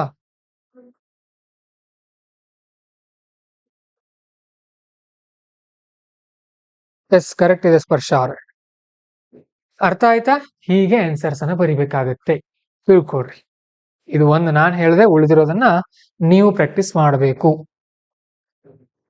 ಇವನ್ನ ನೋಡ್ಕೊಂಡು ಟ್ರೈ ಮಾಡ್ರಿ. ಎಲ್ಲ ತುಂಬಾ ದೊಡ್ಡದಿರುತ್ತೆ ಪ್ಯಾರಾಗ್ರಾಫ್, ಬಟ್ ಈಸಿ ಇರುತ್ತೆ, ಅದು ಮಾಡ್ಬೋದು, ಉತ್ತರ ಬರಿಬಹುದು. ಆಮೇಲೆ ಇನ್ನೊಂದು ಉತ್ತರ ತೋರಿಸ್ತೀನಿ ನಾನು ನಿಮಗೆ. ಅದು ನಿನ್ನೆ ಅದು ಇಂಟ್ರೂಷನ್ ಇತ್ತಲ್ಲ, ಸಿ ವಾಟರ್ ಇಂಟ್ರೂಷನ್, ಸಮುದ್ರದ ನೀರು ಸಿಹಿ ನೀರಿನಲ್ಲಿ ಸೇರ್ತಾ ಇತ್ತಲ್ಲ, ಅದಕ್ಕೊಂದು ಉತ್ತರ ಹಾಕಿದ್ದೆ ನೋಡ್ರಿ ನಾನು. ಯಾರಾದ್ರೂ ನೋಡಿದಿರಿ ಇದಕ್ಕೆ ಉತ್ತರ? ಎಷ್ಟು ಚೆನ್ನಾಗಿ ಬರೆದಿದ್ದಾರೆ ನೋಡ್ರಿ. ಈ ತರ ಬರ್ಬೇಕು ನಿಮ್ಮ ಆನ್ಸರ್ಗಳು. ನೋಡಿ ಇಲ್ಲಿ ಜಸ್ಟ್ ಒಂದೇ paragraph, IPCC predicts 0.26 to 0.82 metre sea level rise by 2100 exacerbating sea water intrusion risk in India's coastal aquifers. ಭಾರತದಲ್ಲಿ ಏನಾಗಬಹುದು, ಇಷ್ಟು ಸಮುದ್ರದ ಮಟ್ಟ ಏರಿಕೆ ಆಗ್ಬಹುದು ಅಂತ ಹೇಳ್ತಾ ಇದಾರೆ. ಅಂದ್ರೆ ಒಂದು ಫೀಟ್ ನಷ್ಟು ಸಮುದ್ರದ ಮಟ್ಟ ಏರಿಕೆ ಆಗ್ಬಹುದು, IPCC ಪ್ರೆಡಿಕ್ಟ್ ಮಾಡಿದೆ ಅಂತ ಹೇಳ್ತಾ ಇದಾರೆ. ಆಮೇಲೆ ಒಂದು ಡೈಗ್ರಾಮ್ ತೆಗೆದಿದ್ದಾರೆ ಅವರು. ಇದು ಸಮುದ್ರದ ದಂಡಿ, ಇಲ್ಲಿಂದ ನೀರು ಏನಾಗ್ತಾ ಇದೆ, ಈ ಕಡೆ ಹೋಗ್ತಾ ಇದೆ, ಮಿಕ್ಸ್ ಆಗ್ತಾ ಇದೆ ಅಂತ ಡೈಗ್ರಾಮ್ ಅಲ್ಲಿ ತೋರಿಸಿದ್ದಾರೆ. ಈ ಡೈಗ್ರಾಮ್ ಕೂಡ ಅಂಕ ಇರುತ್ತೆ. ಅದಕ್ಕೆ ಕಾರಣಗಳು, ಒಂದು over extraction of ground water. So ನಾವು ನೀರನ್ನ ಏನ್ ಮಾಡ್ತಾ ಇದೀವಿ, ಅತಿಯಾಗಿ ಹೀರ್ತಾ ಇದೀವಿ. Heavy pumping for agriculture and urban use lovers fresh water head. ಇದ್ರ ಏನಾಗ್ತಾ ಇದೆ, ಸಿಹಿ ನೀರಿನ ಕೊರತೆ ಆಗ್ತಾ ಇದೆ. ರೆಡ್ಯೂಸ್ಡ್ ರಿವರ್ ಇನ್ಫ್ಲೋಸ್ ಏನಾಗಿದೆ ಅಂತ ಅಂದ್ರೆ, dams upstream of Krishna delta weakened hydraulic gradient facilitating sea water migration. ಏನಾಗ್ತಾ ಇದೆ, ನೀರಿನ ಕೊರತೆ ಆಗ್ತಾ ಇದೆ, ಅದು ಒಂದು ಕಾರಣ. ಮತ್ತೆ sea level rise, increasing boundary heads pushing saline in influence inward. ಇಲ್ಲಿ ಏನ್ ಬರೀಬಹುದು, ಸಿ ಲೆವೆಲ್ ಯಾಕೆ ರೈಸ್ ಆಗ್ತಾ ಇದೆ ಅಂದ್ರೆ ಐಸ್ ಕರಗ್ತಾ ಇದೆ ಅಲ್ವಾ, ಐಸ್ ಕೂಡ ಕರಗ್ತಾ ಇದೆ, ಅದು ಒಂದು ಕಾರಣ. ಕೋಸ್ಟಲ್ ಡಿವೆಸ್ಟೇಷನ್, ಸಮುದ್ರದಲ್ಲಿ ದಂಡೆಯಲ್ಲಿರುವಂತಹ ಮರ ಗಿಡಗಳನ್ನ ಕಡಿಯೋದ್ರಿಂದ ಏನಾಗುತ್ತೆ, ಮಣ್ಣು ವೀಕ್ ಆಗುತ್ತೆ. ಅದು ಬೇರಿದ್ರೆ ಸ್ಟ್ರಾಂಗ್ ಆಗಿ ಹಿಡ್ಕೊಂಡಿರುತ್ತೆ. ಅಲ್ಲಿ ಇರುವಂತ ಮರಗಳನ್ನ ನಾವೆಲ್ಲ ಕಡಿದ್ವಿ ಅನ್ಕೊಡ್ರಿ, ಏನಾಗುತ್ತೆ, ಅವು ಮಣ್ಣೆಲ್ಲ ಬೀಳೋಕ್ ಸ್ಟಾರ್ಟ್ ಆಗುತ್ತೆ. ಅದು ಮಣ್ಣು ಬಿದ್ದು ನೀರ್ ಒಳಗಡೆ ಬರೋಕ್ ಸ್ಟಾರ್ಟ್ ಆಗುತ್ತೆ. ಓಕೆ, ಭೀಮಪ್ಪ ಅವರೇ ಎಕ್ಸಾಂಪಲ್ಸ್ ಜಾಸ್ತಿ ಬರಲ್ಲ, ಕೇಸ್ ಸ್ಟಡೀಸ್ ಅಲ್ಲಿ ಎಕ್ಸಾಂಪಲ್ಸ್ ಬರೆಯೋ ಹಾಗಿಲ್ಲ, ಅನಾಲಿಸಿಸ್ ಅನ್ನ ಬರಿಬೇಕು. ಅಂದ್ರೆ ನೀವ್ ಏನ್ ಮಾಡ್ತೀರಿ ಅಂತ ನಿಮ್ಮನ್ನ ಕೇಳ್ತಾ ಇದಾರೆ ಅವರು. ಆಮೇಲೆ ಇದಕ್ ಪರಿಹಾರ ಕೂಡ ಕೇಳಿದ್ರು ಅವರು. 3 ಪರಿಹಾರ ಬರ್ತಿದ್ದಾರೆ. ರೈನ್ ವಾಟರ್ ಹಾರ್ವೆಸ್ಟಿಂಗ್ ಏನ್ ಮಾಡ್ಬೇಕು ನಾವು, ಇದು ಆ ಮಳೆ ನೀರು ಕೊಯ್ಲು ಮಾಡೋದು, ಕೇರಳದಲ್ಲಿ ಫೇಮಸ್ ಇದೆ ನೋಡ್ರಿ, ಅದು ಮಾಡಿದಾರಂತೆ. ವೆಜಿಟೇಷನ್ ಮತ್ತೆ ಸಸ್ಯಗಳನ್ನ ಬೆಳೆಸಬೇಕು. ಸ್ಕೀಮ್ ಮಿಸ್ಟಿ ಅನ್ನುವಂತ ಒಂದು ಸ್ಕೀಮ್ ಇತ್ತು, ಅದಕ್ಕೆ ಇಂಟಿಗ್ರೇಟೆಡ್ ಕೋಸ್ಟಲ್ ಝೋನ್ ಮ್ಯಾನೇಜ್ಮೆಂಟ್ ಅಂತ ಬರುತ್ತೆ, ಅದರಲ್ಲಿ ಕೆಲವೊಂದು ಅಂಶಗಳು ಬರುತ್ತೆ, ಅವನ್ನ ಆಡ್ ಮಾಡ್ಬೇಕು. ಅರ್ಥ ಆಯ್ತಾ? ತುಂಬಾ ಈಸಿ ಇದೆ UPSC ಮೇನ್ಸ್. ನಾನು ಆಕ್ಚುಲಿ 2023-24 ಕ್ವಶನ್ಸ್ ಅನ್ನ ನಾವು ಈ ತರ ಅನಾಲಿಸಿಸ್ ಮಾಡಿರ್ಲಿಲ್ಲ. ಬಟ್ ಈ ವರ್ಷ ನನಗಂತೂ ಕಾನ್ಫಿಡೆನ್ಸ್ ಬಂದಿದೆ. ನೀವು ಒಂದು ಸಾರಿ ಪ್ರಿಲಿಮ್ಸ್ ಕ್ಲಿಯರ್ ಮಾಡಿದಿರಿ ಅನ್ಕೊಳ್ರಿ, ನೀಟಾಗಿ ಡೈಲಿ ಪ್ರಜಾವಾಣಿ, ವಿಷನ್ ಮ್ಯಾಗಝಿನ್ 4 ಪುಟ, ಆಮೇಲೆ ನಾವು ಕೂಡ ನೋಟ್ಸ್ ನೀಟಾಗಿ ಓದ್ಕೊಳ್ತಾ ಇದ್ರಿ ಅನ್ಕೊಳ್ರಿ, ಆರಾಮಾಗಿ UPSC ಕ್ಲಿಯರ್ ಮಾಡ್ತೀರಿ. ಆನ್ಸರ್ ರೈಟಿಂಗ್ 3 ತಿಂಗಳಲ್ಲಿ ಬರುತ್ತೆ ನಿಮಗೆ. ಬಟ್ ಒಂದು ಪ್ರಬಂಧ ನೀವು ಬರಬೇಕು ಅಂದ್ರೆ ಮಂತ್ಲಿ ಒಂದನ್ನ ಬರಿತಾ ಇರ್ರಿ. ಓಕೆ,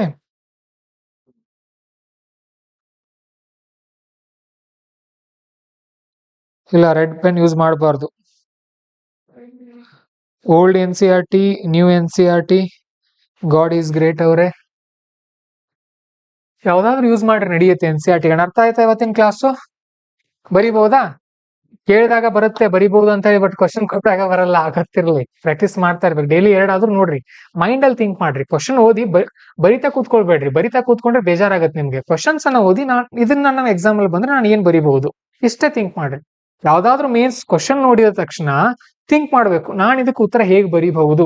ಅಷ್ಟು ಥಿಂಕ್ ಮಾಡೋಕ್ ನಿಮ್ ಮೈಂಡ್ ರೂಢಿ ಮಾಡಿಸ್ಕೊಡ್ರಿ ಸಾಕು. ನೀವು ಪೆನ್ ತಗೊಂಡು ಬರೆಯುವ ಅಗತ್ಯನೇ ಇಲ್ಲ, ಆರಾಮಾಗಿ ಫೈನಲ್ ಎಕ್ಸಾಮ್ ಅಲ್ಲಿ ಬರೀತೀರಿ. ಓಕೆ, ಏನ್ ಡೌಟ್ಸ್ ಇಲ್ಲ ಅಲ್ವಾ? ಇವತ್ತಿಗೆ GS 4 ಕೂಡ ಮುಗೀತು. ಇನ್ನು essayದು ಕೂಡ ಮಾಡೋಣ. ಈಗ ಸ್ವಲ್ಪ ದಿನ ಬ್ರೇಕ್ ಇರುತ್ತೆ, ಸ್ವಲ್ಪ ದಿನ ನವೀನ್ ಸರ್ ಮತ್ತೆ ಸಚಿನ್ ಸರ್ ನಿಮಗೆ ಮಾಡರ್ನ್ ಹಿಸ್ಟ್ರಿ ಮತ್ತೆ ಎಥಿಕ್ಸ್ ಕಂಟಿನ್ಯೂ ಮಾಡ್ತಾರೆ. ಅವ್ರು ಮುಗಿದ ನಂತರ ನಾನ್ ಬರ್ತೀನಿ. ಅದ್ ಮುಗಿಯೋದ್ರೊಳಗಡೆ ಅದು ಪ್ರಬಂಧದ ಬುಕ್ ಸ್ವಲ್ಪ ಕೆಲಸ ಹೊಡೆದಿದೆ, ಅವ್ನು ತಿದ್ದುಪಡಿ ಮಾಡಿ ಅದ್ ಬುಕ್ ಪ್ರಿಂಟ್ ಮಾಡಿಸಿ ಕೊಡೋ ಪ್ರಯತ್ನ ಪಡ್ತೀವಿ ನಾವು. ಇಲ್ಲ, ಅದು ಇನ್ನೂ ಸ್ಪೆಲ್ಲಿಂಗ್ ಮಿಸ್ಟೇಕ್ಸ್ ಬಹಳ ಇದೆ ಅದರಲ್ಲಿ, ಅದನ್ನ ತಿದ್ತಾ ಇದ್ದೀನಿ. ಟೋಟಲ್ 300 ಪೇಜ್ ಬುಕ್ ಆಗುತ್ತೆ, ಅದು 300 ಪೇಜ್ ಏನೋ, ಒಂದು 70-80 ಪೇಜ್ ತಿದ್ದುಪಡಿ ಆಗಿದೆ. ಇನ್ನೊಂದು 200 ಪೇಜ್ ಇದೆ, ಅದನ್ನ ಮಾಡ್ತೀನಿ ಈಗ ಒಂದು ವಾರದಲ್ಲಿ. ಓಕೆ, ಏನಂದ್ರಿ? ಯಾವ್ದಾದ? ಇಲ್ಲ, ನಂದು ಕ್ಲಾಸಸ್ ಇಲ್ಲ ಅಲ್ಲ ಇನ್ ಮುಂದೆ. ಅವ್ರಿಬ್ರು ತಗೊಳ್ತಾರೆ, ನವೀನ್ ಸರ್ ಮತ್ತೆ ಸಚಿನ್ ಸರ್. ಅದಕ್ಕೆ ಕರ್ಸಿದೀವಿ ಸಚಿನ್ ಸರ್ ಅವ್ರನ್ನ. ಹೇಳಿದೀನಿ ಅವ್ರಿಗೆ ಮೆಸೇಜ್ ಕೂಡ ಮಾಡಿದೀನಿ, ಕೂತ್ಕೊಂಡು ಮಾತಾಡಿದೀವಿ, ಹೇಳಿದೀನಿ. ಆದ್ರೆ ಅವ್ರು ಹೇಳೋ ಪಾಯಿಂಟ್ಸ್ ಬರುತ್ತೆ. ಮತ್ತೆ ಫಸ್ಟ್ ಚಾಪ್ಟರ್ ಯಾರಿಗೂ ಅರ್ಥ ಆಗಲ್ಲ. ನಂದು ಕ್ಲಾಸ್ ನೋಡ್ರಿ ನೀವು ಬೇಕಾದ್ರೆ.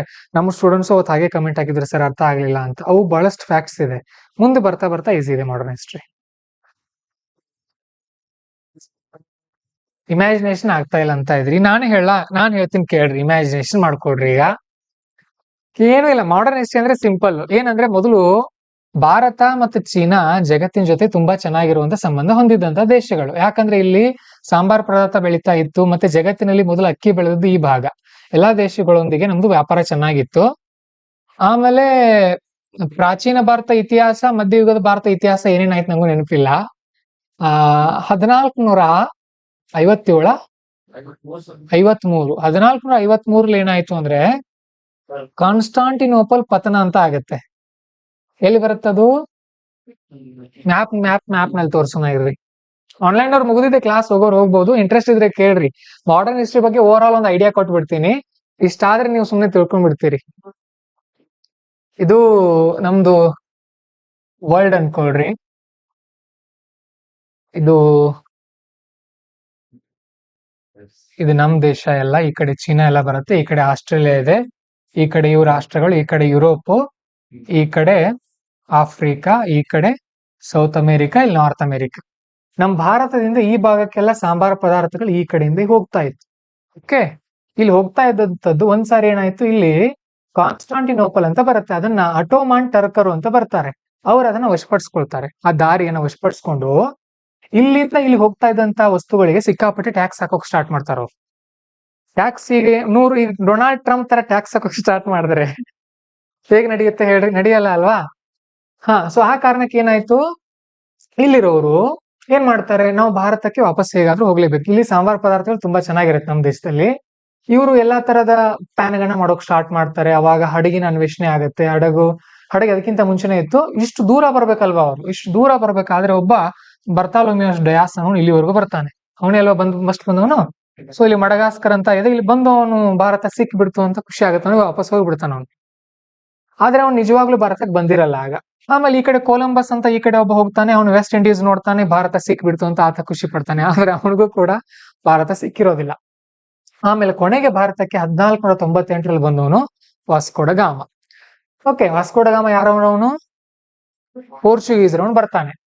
ಹಾಗೆ ಪೋರ್ಚುಗೀಸರು, ಡಚ್ರು ಮತ್ತೆ ಯಾರ್ಯಾರು ಬರ್ತಾರೆ. ಹಾಗೇನೆ ಸುಮಾರು 1600ನೇ ಇಸ್ವಿನಲ್ಲಿ ಇವರು ಇಲ್ಲಿ ಬ್ರಿಟನ್ ನಲ್ಲಿ ಈಸ್ಟ್ ಇಂಡಿಯಾ ಕಂಪನಿ ಅಂತ ಒಂದು ಕಂಪನಿ ಸ್ಟಾರ್ಟ್ ಆಗುತ್ತೆ. ಅದೊಂದು ಪ್ರೈವೇಟ್ ಕಂಪನಿ. ಅವರು ಅದನ್ನ ಮಾಡಿದ್ದು ಬಿಸ್ನೆಸ್ಗೋಸ್ಕರ, ಶುದ್ಧ ಬಿಸ್ನೆಸ್ಗೋಸ್ಕರ ಮಾಡಿದ್ರೆ ಅದನ್ನ. ಅವರು ಪರ್ಮಿಷನ್ ತಗೊಳ್ತಾರೆ. ಏನ್ ಪರ್ಮಿಷನ್ ತಗೊಳ್ತಾರಂತ ಅಂದ್ರೆ,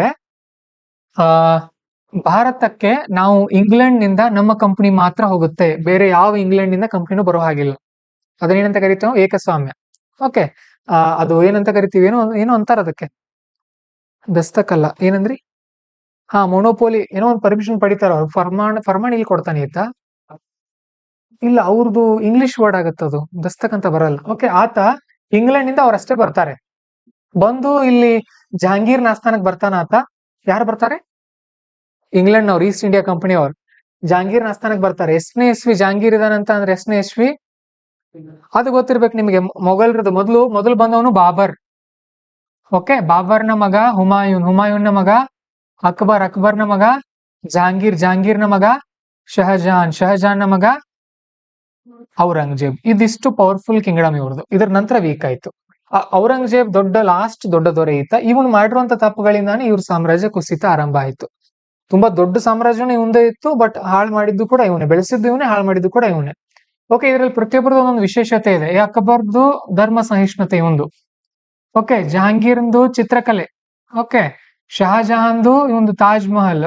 ಓಕೆ, ಆಮೇಲೆ ಔರಂಗಜೇಬ್ದು ಕ್ರೂರ ನೀತಿ, ಒಂದು ಕ್ರೂರ ಆಡಳಿತ ಇತ್ತೊಂದು, ಗೊತ್ತಿರಲಿ. ಓಕೆ, ಬಾಬರ್ ತುಂಬಾ ಶಕ್ತಿಶಾಲಿ ಇದ್ದ. ಹುಮಾಯೂನ್ ಅಂತ ಹೇಳ್ಕೊಳ್ಳುವಂತ ಸಾಧನೆ ಏನಿರ್ಲಿಲ್ಲ. ಬಾಬರ್ ಈತ ಬಂದಿರೋದು ಈ ಕಡೆಯಿಂದ ಎಲ್ಲೋ ಬಂದಿದ್ದ ಆತ. ಓಕೆ, ತುಂಬಾ 60-70ನೇ ವರ್ಷದಲ್ಲೆಲ್ಲ ಯುದ್ಧ ಮಾಡಿರೋರು. ನಾವು 30ನೇ ವರ್ಷಕ್ಕೆ ಕೈಕಾಲು ನಸಬಹುದು. ಓಕೆ, ಸೊ ಈತ ಬಂದ್ರು, ಬ್ರಿಟಿಷರವ್ರು ಬಂದು ಇಲ್ಲಿ ಪರ್ಮಿಷನ್ ತಗೊಳ್ತಾರೆ, ವ್ಯಾಪಾರ ಮಾಡೋ ಪರ್ಮಿಷನ್ ತಗೊಂಡ್ರು. ಹಾಗೇನೆ ಯಾರ್ಯಾರು ಬ್ರಿಟಿಷರು ಈ ಕಡೆ ಬಂದ್ರು, ಆಮೇಲೆ ಪೋರ್ಚುಗೀಸರು ಬಂದ್ರು, ಮತ್ತೆ ಫ್ರೆಂಚರು ಬಂದ್ರು, ಡಚ್ಚರು ಬಂದ್ರು. ಹೀಗೆಲ್ರು ಕೂಡ ಈ ಕಡೆ ಬರೋಕ್ ಸ್ಟಾರ್ಟ್ ಮಾಡ್ತಾರೆ. ಯಾಕೆ ಬಂದಿದ್ದು ಹೇಳ್ರಿ? ಅವ್ರು ಮುಖ್ಯವಾಗಿ ವ್ಯಾಪಾರ ಮಾಡೋಕೆ. ಅವ್ನು ಏನ್ ಬಂದಿರ್ತಾನಲ್ಲ, ಫಸ್ಟ್ ಬಂದವನು ವಾಸ್ಕೋಡ ಗಾಮ, ಇಲ್ಲಿಂದ ತಗೊಂಡು ಹೋಗ್ತಾನೆ, ಡಬಲ್ ರೇಟಿಂಗ್ ಮಾರ್ಬಿಡ್ತಾನೆ, ಎಲ್ಲ ಸಿಕ್ಕಾಪಟ್ಟೆ ಪ್ರಾಫಿಟ್ ಆಗಿಬಿಡುತ್ತೆ. ಹಾಗಾಗಿ ನಾವು ಹೋಗ್ತೀವಿ ಅಂತ ಎಲ್ರು ಬರೋಕ್ ಸ್ಟಾರ್ಟ್ ಮಾಡ್ತಾರೆ. ಬಂದು ಇಲ್ಲಿ ವ್ಯಾಪಾರ ಸ್ಟಾರ್ಟ್ ಮಾಡ್ತಾರೆ ಹಂತ ಹಂತವಾಗಿ. ಇಲ್ಲಿಂದ ಈ ಕಡೆ ಮೊದಲು ಈ ಕಡೆ ಗುಜರಾತ್ ನಲ್ಲಿ ಇರ್ತಾರೆ. ಆ ಕಡೆ ಹಂತ ಹಂತವಾಗಿ ಈ ಕಡೆ ಹೋಗಿ ಇಲ್ಲಿ ಕೋಲ್ಕತ್ತಾ, ಇಲ್ಲೂ ಕೂಡ ತಮ್ಮ ಎಲ್ಲ ವ್ಯಾಪಾರಗಳನ್ನ ವೃದ್ಧಿ ಮಾಡೋಕೆ ಸ್ಟಾರ್ಟ್ ಮಾಡ್ತಾರೆ. ಇದಾದ ಮೇಲೆ ಹಂತ ಹಂತವಾಗಿ ಆ ಭಾಗದ ತೆರಿಗೆ ಕಲೆಕ್ಷನ್ ಅಧಿಕಾರವನ್ನು ಕೂಡ ಪಡಿತಾರ ಅವ್ರು. Tax collection power. ಏನಂದ್ರಿ? ಬಂಗಾಳದ ನವಾಬ್ನಿಂದ ಫಾರೂಕ್ ಶಿಯಾರ್ ಅನ್ಸತ್ತಲ್ವಾ, ಫಾರೂಕ್ ಶಿಯಾರ್ ಅಂತ ಒಬ್ಬ ಬಂಗಾಳದ ನವಾಬ ಇರ್ತಾನೆ. ಅವನಿಂದ ತೆರಿಗೆ ಅಧಿಕಾರವನ್ನ ಪಡಿತಾರ ಅವರು. ಪಡೆದು ಹಾಗೆ ಮತ್ತೆ ಎಲ್ಲ ಇಂಟರ್ನಲ್ ಮ್ಯಾಟರ್ ನಲ್ಲಿ ಭಾಗವಹಿಸೋಕ್ ಕೋಟೆಗಳನ್ನ ಕಟ್ಕೊಳ್ಳೋಕೆ ಸ್ಟಾರ್ಟ್ ಮಾಡ್ತಾರೆ. ಇಂಟರ್ನಲ್ ಮ್ಯಾಟರ್ ಗಳಲ್ಲಿ ಭಾಗವಹಿಸೋಕ್ ಸ್ಟಾರ್ಟ್ ಮಾಡ್ತಾರೆ. ಆಮೇಲೆ ಭಾರತದ ಸಂಸ್ಕೃತಿಯಲ್ಲಿ ಕೂಡ ಭಾಗವಹಿಸೋಕೆ ಆರಂಭ ಮಾಡ್ತಾರೆ. ಉದಾಹರಣೆಗೆ ಸತಿ ಪದ್ಧತಿ ನಿಷೇಧ ಮಾಡ್ತಾರೆ, ಭ್ರೂಣ ಹತ್ಯೆ ನಿಷೇಧ ಮಾಡ್ತಾರೆ. ಆಮೇಲೆ ವಿಧವಾ ವಿವಾಹಕ್ಕೆ ಅವರು ಕೂಡ ಏನ್ ಮಾಡ್ತಾರೆ, ಪುನಶ್ಚೇತನ ಕೊಡ್ತಾರೆ. ಮತ್ತೆ ಅವ್ರ ದೇಶದವ್ರಿಗೆ ಏನ್ ಹೇಳ್ತಾರೆ, ಎಷ್ಟು ಸಾಧ್ಯ ಆಗುತ್ತೋ ಅಷ್ಟು ಜನರನ್ನ ಮದುವೆ ಆಗ್ರಿ, ಇಲ್ಲೇ ಮಕ್ಕಳನ್ನ ಮಾಡ್ರಿ, ಇಲ್ಲೇ ಸೆಟ್ಲ್ ಆಗ್ರಿ ಅಂತ ಹೇಳ್ತಾರೆ. ಈ ಸಂದರ್ಭದಲ್ಲಿ ಇಲ್ಲಿ ಒಳಗೆ ಸಾಮ್ರಾಜ್ಯಗಳಿರುತ್ತೆ. ಉದಾಹರಣೆಗೆ ಇಲ್ಲಿ ಮರಾಠರು ಇರ್ತಾರೆ, ಈ ಕಡೆ ಮೈಸೂರು ರಾಜರು ಇರ್ತಾರೆ, ಆಮೇಲೆ ಹೈದರಾಬಾದ್ ನಿಜಾಮ ಇರ್ತಾನೆ, ಬಂಗಾಳದಲ್ಲಿ ಇರ್ತಾರೆ ಇವರು. ಇವರೆಲ್ಲರ ನಡುವೆ ಜಗಳಗಳು ಆಡುವಾಗ ಒಬ್ಬರನ್ನ ಎತ್ತಿ ಅವ್ರಿಬ್ರು ಜಗಳ ಆಡ್ತಾ ಇರೋದು, ಇವ್ರ ಹಿಂದೆತ್ತಿ ಒಬ್ರಿಗೆ ಸಪೋರ್ಟ್ ಮಾಡೋದು.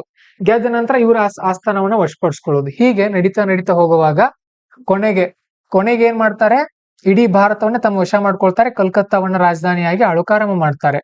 ಓಕೆ, ಇದರಲ್ಲಿ ಇವ್ರದ್ದು ಗವರ್ನರ್ಗಳು ಬರ್ತಾರೆ. 3 ಕಡೆ ಗವರ್ನರ್ಸ್ ಇದ್ರು ಇವ್ರದ್ದು, ಮುಂಬೈನಲ್ಲಿ, ಚೆನ್ನೈನಲ್ಲಿ ಮತ್ತು ಕಲ್ಕತ್ತಾನಲ್ಲಿ. ಈ 3 ಮುಂದೆ ಹೋಗಿ ಈ ಕಲ್ಕತ್ತಾಗೆ ಹೆಡ್ ಆಗಿ ಮಾಡ್ತಾರೆ. ಗವರ್ನರ್ ಜನರಲ್ ಆಫ್ ಇಂಡಿಯಾ ಅಂತ ಕರೀತಾರೆ ಇವರನ್ನ.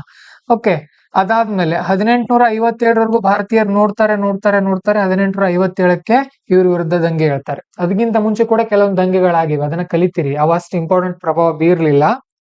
ಓಕೆ, ಸೊ ಅದಾದ್ಮೇಲೆ 1857 ದಂಗೆ ಒಂದ್ ದೊಡ್ಡ ಹೊಡೆತ ಕೊಡುತ್ತೆ ಅವ್ರಿಗೆ.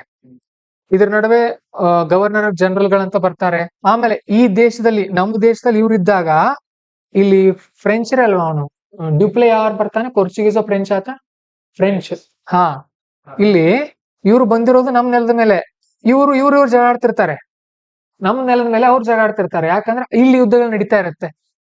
ಫ್ರಾನ್ಸ್ ಮತ್ತೆ ಬ್ರಿಟನ್ ಯುದ್ಧ ನಡೀತಾ ಇರುತ್ತೆ. ಅದಕ್ಕೋಸ್ಕರ ಇಲ್ಲಿ ಯುದ್ಧಗಳು ನಮ್ ದೇಶದಲ್ಲಿ ಯುದ್ಧ ಮಾಡ್ತಿರ್ತಾರೆ ಇವರು. ಓಕೆ, ಅವು ಇಷ್ಟು ಯಾವ ಗವರ್ನರ್ ಜನರಲ್ ಏನೇನ್ ಮಾಡಿದ್ರು ಅಂತ ನೀವು ನೆನ್ಪಿಟ್ಕೊಳ್ಬೇಕು. ನಮಗೆ ಇದೆಲ್ಲ ಇಂಪಾರ್ಟೆಂಟ್ ಆಗಲ್ಲ. ನಮಗೆ 1857 ಕೂಡ ಇಂಪಾರ್ಟೆಂಟ್ ಅಲ್ಲ, ಸ್ವಲ್ಪ ಅದ್ರ ಬಗ್ಗೆ ಗೊತ್ತಿದ್ರೆ ಸಾಕು. ಸೊ ಇದಾದ ನಂತರ ಅವರು 1852ರಲ್ಲಿ ಬ್ರಿಟನ್ ರಾಣಿ ಒಂದು ಚಾರ್ಟರ್ ಅನ್ನ ಹೊರಡಿಸ್ತಾಳೆ. ಏನಂತಂದ್ರೆ, ಇನ್ ಮುಂದೆ ನಾವು ಆಂತರಿಕ ಇದರಲ್ಲಿ ಧಾರ್ಮಿಕ ವಿಚಾರಗಳಲ್ಲಿ ನಾವು ಭಾಗವಹಿಸೋದಿಲ್ಲ ಅಂತ ಹೇಳ್ತಾಳೆ. ಅದಾದ್ಮೇಲೆ ಶಾಂತವಾಗುತ್ತೆ ಭಾರತ. 1885ರಲ್ಲಿ ಇಂಡಿಯನ್ ನ್ಯಾಷನಲ್ ಕಾಂಗ್ರೆಸ್ ಸ್ಟಾರ್ಟ್ ಆಗುತ್ತೆ. ಓಕೆ, ಆಗ ಏನಾಗುತ್ತೆ, ಇನ್ನೊಂದು ಏನಾಗುತ್ತೆ, ಇವ್ರು ಬಂದದ್ರಿಂದ ಭಾರತೀಯರು ಕೂಡ ಇಲ್ಲಿ ಹೋಗಿ ವಿದ್ಯಾಭ್ಯಾಸವನ್ನ ಕಲಿಯೋಕೆ ಆರಂಭ ಮಾಡ್ತಾರೆ. ಅವರು ಇಂಟೆಲೆಕ್ಚುಯಲ್ಗಳು ವಾಪಸ್ ಬಂದಾಗ ಅವ್ರಿಗೆ ಅನ್ಸುತ್ತೆ, ಆ ದೇಶಗಳಾಗಿದೆ, ನಮ್ಮ ದೇಶ ಇನ್ನೂ ಆಗಿದೆ, ಬದಲಾವಣೆ ತರಬೇಕು ಅಂತ ಅವರು ಪುಸ್ತಕನ ಬರೀತಾರೆ. ಆಮೇಲೆ ಇದೇ ಸಂದರ್ಭದಲ್ಲಿ ಬ್ರಿಟಿಷರು ನಮ್ಮ ಮೇಲೆ ಒತ್ತಾಯ ಹಾಕಿ ಭಾರತೀಯರ ಬಳಿ ಏನ್ ಬೆಳೆಸ್ತಾ ಇದ್ರು, ನೀಲಿ ಬೆಳೆಯನ್ನ ಬೆಳೆಸ್ತಾ ಇದ್ರು. ಯಾಕಂದ್ರೆ ಇಲ್ಲಿ ಹತ್ತಿ ತಗೊಂಡು ಹೋಗಿ ಹತ್ತಿ ಬಟ್ಟೆನ ಮಾಡ್ತಾ ಇದ್ರು. ಆ ಹತ್ತಿ ಬಟ್ಟೆಗೆ ಬಣ್ಣ ಹಾಕೋಕೆ ಇಲ್ಲಿ ನೀಲಿ ಬೆಳೆಯನ್ನ ಬೆಳೆಸೋಕೆ ಹಚ್ತಾ ಇದ್ರು. ಇದರ ವಿರುದ್ಧ ಎಲ್ಲ ಪ್ರತಿಭಟನೆಗಳು ಅಲ್ಲಲ್ಲಿ ಆಗ್ತಾ ಇದ್ವು. ಇಲ್ಲಿ 1885 ನಂತರ ಸ್ವತಂತ್ರ ಚಳುವಳಿ ಹಂತವಾಗಿ ಭಾರತದಲ್ಲಿ ಆರಂಭ ಆಗತ್ತೆ. ಆಮೇಲೆ 1905ಕ್ಕೆ ಬಂದಾಗ ಒಂದು ದೊಡ್ಡ ರೂಪ ಪಡ್ಕೊಂಡಿರುತ್ತೆ ಅದು ಸ್ವತಂತ್ರ ಚಳವಳಿ. ಬಾಲಗಂಗಾಧರ ತಿಲಕ್ ಅವರಿರ್ಬೋದು, ಮತ್ತೆ ಗೋಪಾಲ್ ಕೃಷ್ಣ ಗೋಖಲೆ ಇವರೆಲ್ಲರೂ ಇರ್ತಾರೆ. ಇವ್ರು ಏನ್ ಮಾಡ್ತಾರೆ, ಸ್ವದೇಶಿ ಚಳವಳಿ ಅಂತ ಮಾಡ್ತಾರೆ. ಯಾಕಂದ್ರೆ 1905ರಲ್ಲಿ ಒಂದು ಘೋಷಣೆ ಆಗತ್ತೆ. ಏನು, ಬಂಗಾಳ ವಿಭಜನೆ. ಬಂಗಾಳವನ್ನ ಏನಿದೆಯಲ್ಲ, ಇದನ್ನ ವಿಭಾಗ ಮಾಡ್ತೀವಿ, ಪೂರ್ವ ಬಂಗಾಳ ಮತ್ತು ಪಶ್ಚಿಮ ಬಂಗಾಳ ಅಂತ ಯಾಕೆ ಕರಿತೀವಿ ಹೇಳ್ರಿ ನಾವು? ಅದು ಬಂಗಾಳ ಒಂದೇ ಇತ್ತು ಮೊದ್ಲು. ಇಲ್ಲಿ ಬಂಗಾಳ ಒಂದೇ ಇತ್ತು.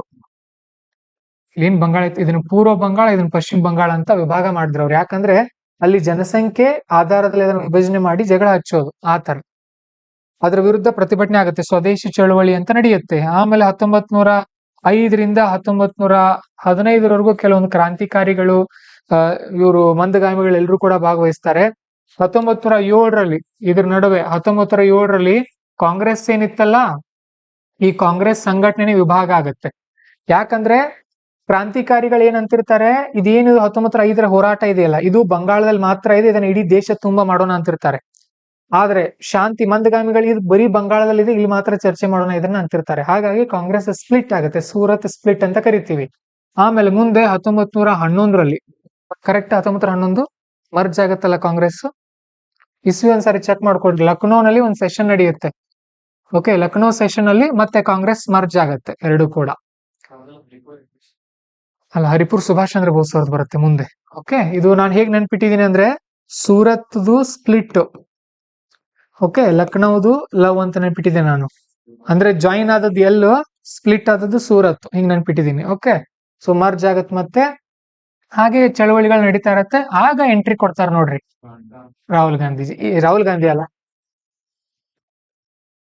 ಇವರು ಅಂದ್ರೆ ಮೊನ್ನೆ ಒಂದು ರೀಲ್ ನೋಡ್ತಾ ಇದ್ದೆ ನಾನು. ಅದರಲ್ಲಿ ಹಾಗೆ ತೋರಿಸಿದ್ರು, ಅವರು ಏನೋ ಕಂಪೇರ್ ಮಾಡಿ ತೋರಿಸಿದ್ರು. 1915ರಲ್ಲಿ ಮಹಾತ್ಮ ಗಾಂಧೀಜಿ ಬರ್ತಾರೆ. ಮಹಾತ್ಮ ಗಾಂಧೀಜಿ ಬಂದು 1 ವರ್ಷ 2 ವರ್ಷ ಅವ್ರು ಬಂದ ತಕ್ಷಣ ಯಾವುದೇ ರಾಜಕೀಯ ಪಕ್ಷಕ್ಕೆ ಸೇರ್ಕೊಳ್ಳೋದಿಲ್ಲ. ಮೊದಲು ದೇಶ ತಿರುಗಬೇಕು ಅಂತ ನಿರ್ಧಾರ ಮಾಡ್ತಾರೆ ಅವರು. ನಮಗ್ ಪ್ರಶ್ನೆಗಳು ಬರೋದು ಈ ಕಡೆಯಿಂದ ನೋಡ್ರಿ. 1905 ನಂತರ 1947ವರೆಗೂ ತುಂಬಾ ಇಂಪಾರ್ಟೆಂಟ್ ಮಾಡರ್ನ್ ಹಿಸ್ಟ್ರಿ. ಅದಕ್ಕಿಂತ ಹಿಂದಿನ ನೀವು ಓದಿದ್ರು ಅಷ್ಟೇ, ಬಿಟ್ರು ಅಷ್ಟೇ, ಪ್ರಶ್ನೆಗಳು ಬರಲ್ಲ. ಹಾಗಾಗಿ ಅರ್ಥ ಆದ್ರೂ ಅಷ್ಟೇ, ಅರ್ಥ ಆಗ್ಲಿಲ್ಲ ಅಂದ್ರೂ ಅಷ್ಟೇ, ಜಾಸ್ತಿ ತಲೆ ಕೆಡ್ಸ್ಕೊಳ್ಬೇಡ್ರಿ. ಇಲ್ಲಿ 1917ಕ್ಕೆ ಏನ್ ಬರ್ತಾರಲ್ಲ, ಇವ್ರು ಮೊದಲು ಪಾಲ್ಗೊಂಡಿದ್ದು ಚಂಪಾರಣ ಸತ್ಯಾಗ್ರಹದಲ್ಲಿ. ಚಂಪಾರಣ ಅಂತ ಒಂದು ಪ್ಲೇಸ್ ಇರುತ್ತೆ, ಅಲ್ಲಿ ರೈತರದ್ದು ಏನೋ ಒಂದು ಸಮಸ್ಯೆ ಆಗಿರುತ್ತೆ. ನೀಲಿ ಬೆಳೆದಲ್ವಾ ಅಲ್ಲಿ? ಹಾ, ನೀಲಿ ಬೆಳೆ ವಿರುದ್ಧ ಹೋರಾಟ ಮಾಡ್ತಾರೆ. ಅದಾದ್ಮೇಲೆ ಅಹಮದಾಬಾದ್ ಮಿಲ್ ಸ್ಟ್ರೈಕ್, ಅಲ್ಲಿ ವರ್ಕರ್ಗಳು ನಮಗೆ ಸಂಬಳ ಜಾಸ್ತಿ ಮಾಡ್ರಿ ಅಂತ ಹೋರಾಟ ಮಾಡ್ತಿರ್ತಾರೆ. ಹಾ ಎಸ್, ಆ ವರ್ಕರ್ಗಳಿಗೂ ಕೂಡ ಹೋಗಿ ಸಪೋರ್ಟ್ ಮಾಡ್ತಾರೆ. ಇದಾದ್ಮೇಲೆ ಬಾರ್ದೋಲಿ ಸತ್ಯಾಗ್ರಹ ಅಂತ ಬರುತ್ತೆ. ಓಕೆ, ಬಾರ್ದೋಲಿ ಸತ್ಯಾಗ್ರಹ ಅಂಡ್ ಖೇದಾ ಸತ್ಯಾಗ್ರಹ. ಖೇದಾ ಇರಬಹುದಲ್ವಾ? ಬಾರ್ದೋಲಿ ಅಂತ ಒಂದಿದೆ, ಖೇದಾ ಅಂತ ಒಂದಿದೆ. ಒಂದಕ್ಕೆ ಯಾವ್ದು ವಲ್ಲಭಾಯ್ ಪಟೇಲ್ ಅವರು ಹೋಗ್ತಾರೆ. ಓಕೆ, ಇದಾದ್ಮೇಲೆ ಗಾಂಧೀಜಿಯವರ ಪ್ರಚಾರ, ಅವ್ರು ಮೊದಲೇ ದೇಶ ತುಂಬಾ ತಿರುಗಾಡಿರ್ತಾರಲ್ಲ, ಎಲ್ಲಾ ಕಡೆ ಪ್ರಚಾರ ಆಗುತ್ತೆ. ಇದಾದ್ಮೇಲೆ ಮುಂದೆ 1918ರಲ್ಲಿ ಇದು ಬರುತ್ತೆ, ಏನು, ಸೈಮನ್ ಕಮಿಷನ್. ಕರೆಕ್ಟಾ? ಅಲ್ಲಲ್ಲ ಬಾ, ಸೈಮನ್ ಕಮಿಷನ್ 27ರಲ್ಲಿ ಏನೋ ಬಂದಿದೆ ಅದು. 1918ರಲ್ಲಿ ಒಂದು ಕಾಯ್ದೆ ಬರುತ್ತೆ ಬ್ರಿಟಿಷರದ್ದು. ಆ ಕಾಯ್ದೆ ಹೆಸರು ನಂಗೆ ನೆನಪು ಬರ್ತಾ ಇಲ್ಲ. ಅದ್ ಹೇಗಿರುತ್ತೆ ಅಂದ್ರೆ, ವಿಚಾರಣೆ ಇಲ್ದೇನೆ ಅರೆಸ್ಟ್ ಮಾಡೋದು. ದೇಶದ್ರೋಹ ಕಾಯ್ದೆ ಒಂದು ರೌಲತ್ ಆಕ್ಟ್ ಬರುತ್ತೆ ನೋಡ್ರಿ. ನೆನಪು ಬಂತು, ರೌಲತ್ ಆಕ್ಟ್ ಅಂತ ಬರುತ್ತೆ. ಸೊ ಆ ರೌಲತ್ ಆಕ್ಟ್ ನಿಂದ ಏನಾಗುತ್ತಂತ ಅಂದ್ರೆ, ಯಾವುದೇ ರೀತಿಯ ವಿಚಾರಣೆ ಇಲ್ದೇನೆ ಅರೆಸ್ಟ್ ಮಾಡ್ಕೊಂಡು ಹೋಗ್ಬೋದು ಪೊಲೀಸರು ಅಂತ ಬರುತ್ತೆ. ಅದರ ವಿರುದ್ಧ ಭಾರತೀಯರು ಪ್ರತಿಭಟನೆ ಮಾಡೋಕ್ ಸ್ಟಾರ್ಟ್ ಮಾಡ್ತಾರೆ. ಒಂದ್ಸಾರಿ ಏಪ್ರಿಲ್ ತಿಂಗಳಲ್ಲಿ ಪಂಜಾಬ್ನಲ್ಲಿ ಒಂದು ಜಲಿಯನ್ ವಾಲಾಬಾಗ್ನ ಒಂದು ಸಭೆಯಲ್ಲಿ ಎಲ್ಲರೂ ಸಭೆ ಸೇರಿರ್ತಾರೆ. ಅದರಲ್ಲಿ ಹೋಗಿ ಒಬ್ಬ ಜನರಲ್ ಡೈರ್ ಅನ್ನೋನು ಏನ್ ಮಾಡ್ಬಿಡ್ತಾನೆ, ಆ ಸಭೆ ಸೇರಿರುವಂತ ಜನರ ಮೇಲೆ ಗೋಳಿಬಾರ್ ಮಾಡಿಸ್ತಾನೆ.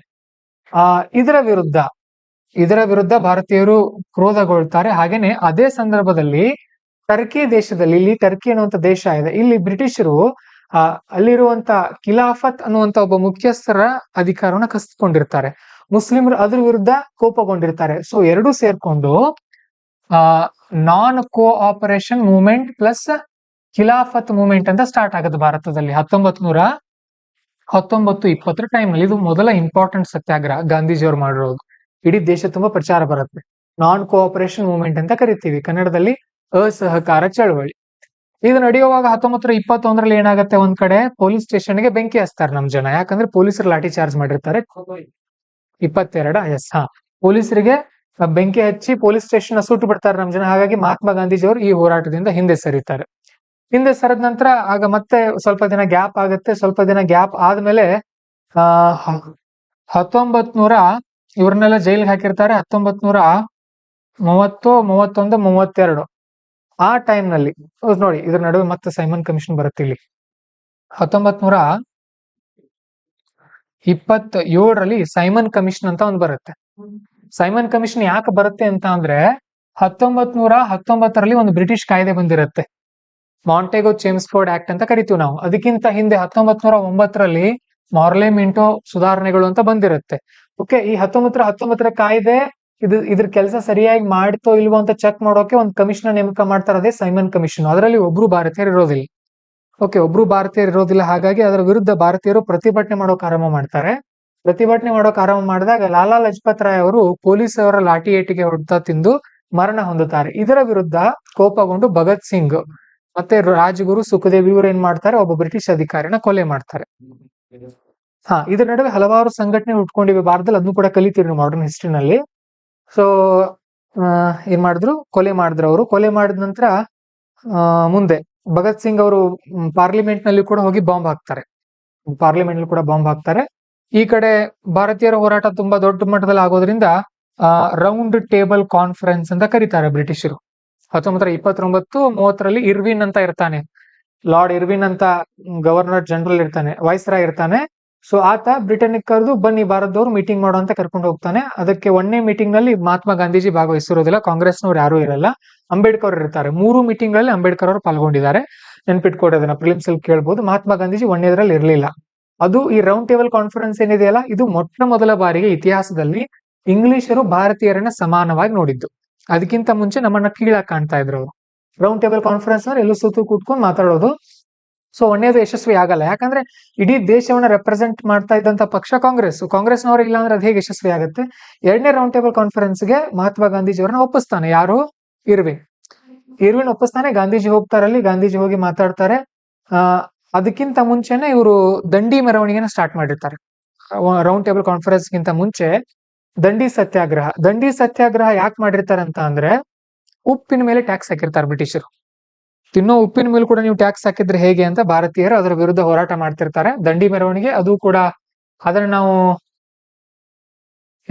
ಅದೇನು ಅಂತೀವಲ್ಲ, ದಂಡಿ ಮೆರವಣಿಗೆ ಇನ್ನೊಂದು ಏನ್ ಹೆಸರಿದೆ? ಕಾನೂನು ಭಂಗ ಚಳವಳಿ, ಸಿವಿಲ್ ಡಿಸ್ಒಬಿಡಿಯನ್ಸ್ ಮೂವ್ಮೆಂಟ್ ಅಂತ ಕರಿತೀವಿ. CDM, NCM ಒಂದೇದು, ಎರಡನೇದು CDM. ಸೊ ಇರ್ವಿನ್ ಏನ್ ಮಾತು ಕೊಡ್ತಾನೆ, ಸರಿ ನಿಮ್ ಸಮಸ್ಯೆಯನ್ನ ಬಗೆಹರಿಸ್ತೀವಿ ಬನ್ನಿ ರೌಂಡ್ ಟೇಬಲ್ ಕಾನ್ಫರೆನ್ಸ್ ಅಂತ ಕರೀತಾನೆ. ಎರಡನೇ ರೌಂಡ್ ಟೇಬಲ್ ಕಾನ್ಫರೆನ್ಸ್ ಹೋಗೋಕ್ಕಿಂತ ಮುಂಚೆ ಗಾಂಧೀಜಿಯವರು CDM ಅನ್ನ ಸ್ವಲ್ಪ ಸ್ಟಾಪ್ ಮಾಡ್ತಾರೆ, ಹೋಲ್ಡ್ ಮಾಡ್ತಾರೆ ಅದನ್ನ. ಆ ಮೀಟಿಂಗ್ ಹೋಗಿ ಬರ್ತಾರೆ, ಅಲ್ಲಿ ಅವ್ರಿಗೆ ತೃಪ್ತಿ ಆಗಲ್ಲ. ಮತ್ತೆ ರೌಂಡ್ ಟೇಬಲ್ ಇದು ಏನಾಗುತ್ತೆ, CDM ಮುಂದುವರಿಯುತ್ತೆ ಹಾಗೆ. ಆದ್ರೆ ಬರ್ತಾ ಬರ್ತಾ ಬರ್ತಾ ಅದು ಕೂಡ ಡಲ್ ಆಗಿ ನಿಂತ್ಕೊಳ್ಳುತ್ತೆ. ಇದರ ನಡುವೆ 1934-35ರಲ್ಲಿ ಬ್ರಿಟಿಷರು ಏನ್ ಘೋಷಣೆ ಮಾಡ್ತಾರೆ, ನಾವು SC ST ಅವರಿಗೂ ಕೂಡ ಏನ್ ಮಾಡ್ತೀವಿ, ಪ್ರತ್ಯೇಕ ಮತದಾರ ವ್ಯವಸ್ಥೆ ಕೊಡ್ತೀವಿ ಅಂತ ಹೇಳ್ತಾರೆ.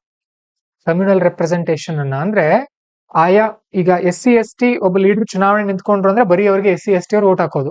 ಈ ತರ ಇದು ಮುಸ್ಲಿಮರಿಗಿತ್ತು, ಕೆಲವೊಂದು ಧರ್ಮದವರು ಕೊಟ್ಟಿದ್ರು. ಇದನ್ನ SC ST ಕೂಡ ಕೊಡ್ತೀವಿ ಅಂತ ಬ್ರಿಟಿಷರು ಹೇಳ್ತಾರೆ. ಇದರ ವಿರುದ್ಧ ಗಾಂಧೀಜಿಯವರು ಪ್ರತಿಭಟನೆ ಮಾಡಿ ಉಪವಾಸ ಸತ್ಯಾಗ್ರಹ ಕೂತ್ಕೊಳ್ತಾರೆ. ಪುನಃ ಜೈಲಿನಲ್ಲಿ ಇರ್ತಾರೆ ಅವರು.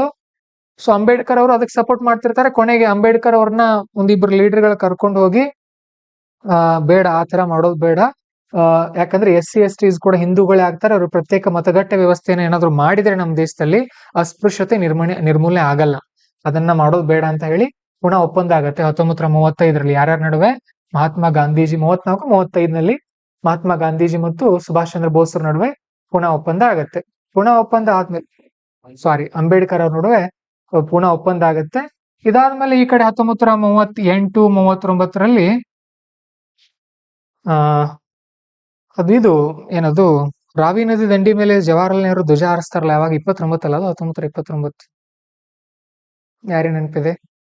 ಜವಾಹರ್ಲಾಲ್ ನೆಹರು ಅವರು ಇದಕ್ಕಿಂತ ಮುಂಚೆನೆ 1929 ಅಥವಾ 30ರಲ್ಲಿ, ನನಗೆ ನೆನಪಿದೆ, 1929ರಲ್ಲಿ ಏನ್ ಮಾಡ್ತಾರೆ, ಜವಾಹರ್ಲಾಲ್ ನೆಹರು ಅವರು ಕಾಂಗ್ರೆಸ್ ಅಧ್ಯಕ್ಷರಾಗಿರ್ತಾರೆ. ಕಾಂಗ್ರೆಸ್ ಅಧ್ಯಕ್ಷರಾಗಿ ನಮಗೆ ಸಂಪೂರ್ಣ ಸ್ವಾತಂತ್ರ್ಯ ಕೊಡ್ಬೇಕು, ನಮಗೆ ಪೂರ್ಣ ಸ್ವರಾಜ್ಯ ಕೊಡಬೇಕು ಅಂತ ಹೇಳಿ ಧ್ವಜ ಹಾರಿಸ್ತಿರ್ತಾರೆ ಆಗಲೇ 1929ರಲ್ಲಿ. ಇನ್ನು ಈ 38-39ರಲ್ಲಿ ಸುಭಾಷ್ ಚಂದ್ರ ಬೋಸ್ ಅವರು ಕಾಂಗ್ರೆಸ್ನ ಅಧ್ಯಕ್ಷರಾಗಿರ್ತಾರೆ. ಒಂದನೇ ಸಾರಿ ಅವರೇ ಅಧ್ಯಕ್ಷರಾಗಿ, ಎರಡನೇ ಸಾರಿನೂ ಮತ್ತೆ ನಿಂತ್ಕೊಳ್ಳುವಾಗ ಮಹಾತ್ಮ ಗಾಂಧೀಜಿ ಅವರಿಗೆ ಇವ್ರ ಸೂಟ್ ಅನ್ಸಲ್ಲ. ಹಾಗಾಗಿ ಏನ್ ಮಾಡ್ತಾರೆ, ಪಟ್ಟಾಭಿ ಸೀತಾರಾಮಯ್ಯನವ್ರನ್ನ ಕೂಡ ಚುನಾವಣೆ ನಿಲ್ಲಿಸ್ತಾರೆ. ಬಟ್ ಪಟ್ಟಾಭಿ ಸೀತಾರಾಮಯ್ಯ ಸೋಲ್ತಾರೆ. ಸೋತಾಗ ಮಹಾತ್ಮ ಗಾಂಧೀಜಿ ಏನ್ ಹೇಳ್ತಾರೆ, ಇವ್ರ ಸೋಲು ನನ್ನ ಸೋಲು ಅಂತ ಹೇಳ್ತಾರೆ. ಸುಭಾಷ್ ಚಂದ್ರ ಬೋಸ್ ಅವರು ಸರಿ, ಹಾಗಾದ್ರೆ ನೀವಿರ್ರಿ ಇದ್ರಲ್ಲಿ ಅಂತ ಹೇಳಿ ಸರಿತಾರೆ. ಅಧ್ಯಕ್ಷ ಸ್ಥಾನಕ್ಕೆ ರಾಜೀನಾಮೆ ಕೊಟ್ಟು ಫಾರ್ವರ್ಡ್ ಬ್ಲಾಕ್ ಅನ್ನುವಂತ ಒಂದು ಸಂಘಟನೆಯನ್ನ ಸ್ಟಾರ್ಟ್ ಮಾಡ್ತಾರೆ ಕಾಂಗ್ರೆಸ್ ಒಳಗಡೆನೆ. ಓಕೆ, ಅದಾದ್ಮೇಲೆ ಅವ್ರನ್ನ ಬ್ರಿಟಿಷರು ಅರೆಸ್ಟ್ ಮಾಡಿ ಮನೆ ಒಳಗಡೆ ಗೃಹ ಬಂಧನದಲ್ಲಿ ಇರಿಸ್ತಾರೆ ಕಲ್ಕತ್ತಾದಲ್ಲಿ. ಅಲ್ಲಿಂದ ತಪ್ಸ್ಕೊಂಡು ಆ ಕಡೆ ಇದಕ್ಕೆ ಹೋಗ್ತಾರೆ, ರಷ್ಯಾಕ್ ಹೋಗ್ತಾರೆ. ರಷ್ಯಾದಿಂದ ಜರ್ಮನಿಗೆ ಹೋಗ್ತಾರೆ.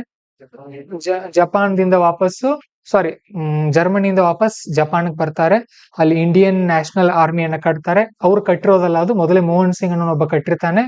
ಸೊ ಅದನ್ನ ಅವ್ರು ತಗೊಂಡು ಭಾರತದ ಮೊದಲ ಪ್ರಧಾನಿ ಅಥವಾ ಮೊದಲ ಅಧಿಕೃತ ಸೈನ್ಯ ಅಂತ ಘೋಷಣೆ ಮಾಡ್ಕೊಳ್ತಾರೆ. ಈ ಕಡೆ ಬ್ರಿಟಿಷರ ಮೇಲೆ ದಾಳಿ ಮಾಡ್ತಾ ಬರ್ತಿರ್ತಾರೆ 1945 ಆ ಟೈಮ್ ನಲ್ಲಿ. ಒಂದ್ಸಾರಿ ಯಾಕಡೆ ಸಿಂಗಾಪುರ್ಗೂ ಹೋಗುವಾಗ ಅದು ವಿಮಾನ ಅಪಘಾತ ಆಗಿ ಮರಣ ಹೊಂದಿದ್ರು ಅಂತ ಹೇಳ್ತಾರೆ.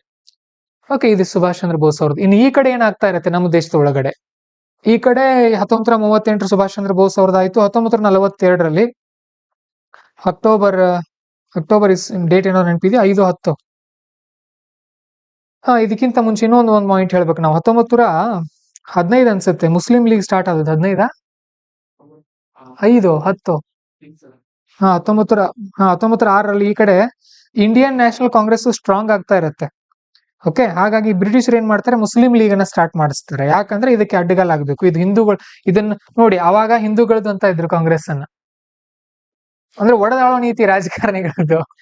ಓಕೆ, ಅವಾಗ ಹಿಂದೂಗಳ ಪಕ್ಷ ಕಾಂಗ್ರೆಸ್.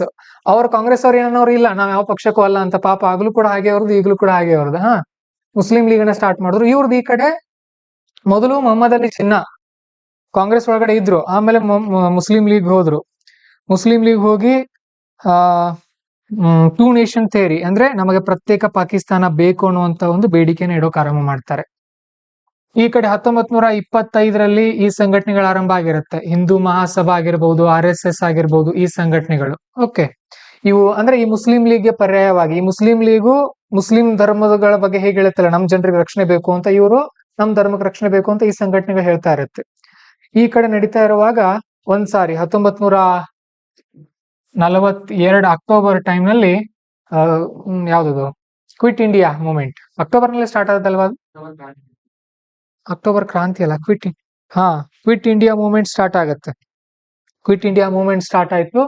ಭಾರತ ಬಿಟ್ಟು ತೊಲಗಿ ಚಳವಳಿ ದೊಡ್ಡ ಮಟ್ಟದ ಹೋರಾಟ.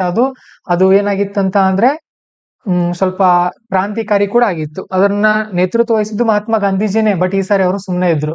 ಏನ್ ಮಾಡ್ತೀರಿ ಮಾಡ್ರಿ, ಶಾಂತಿಯುತವಾಗಿ ಅಂತ ಹೇಳಿರ್ಲಿಲ್ಲ ಅವರು, ಮಾಡು ಇಲ್ಲವೇ ಮಡಿ ಅಂತ ಹೇಳಿದ್ರು, ಡೂ ಆರ್ ಡೈ ಅಂತ ಹೇಳಿದ್ರು.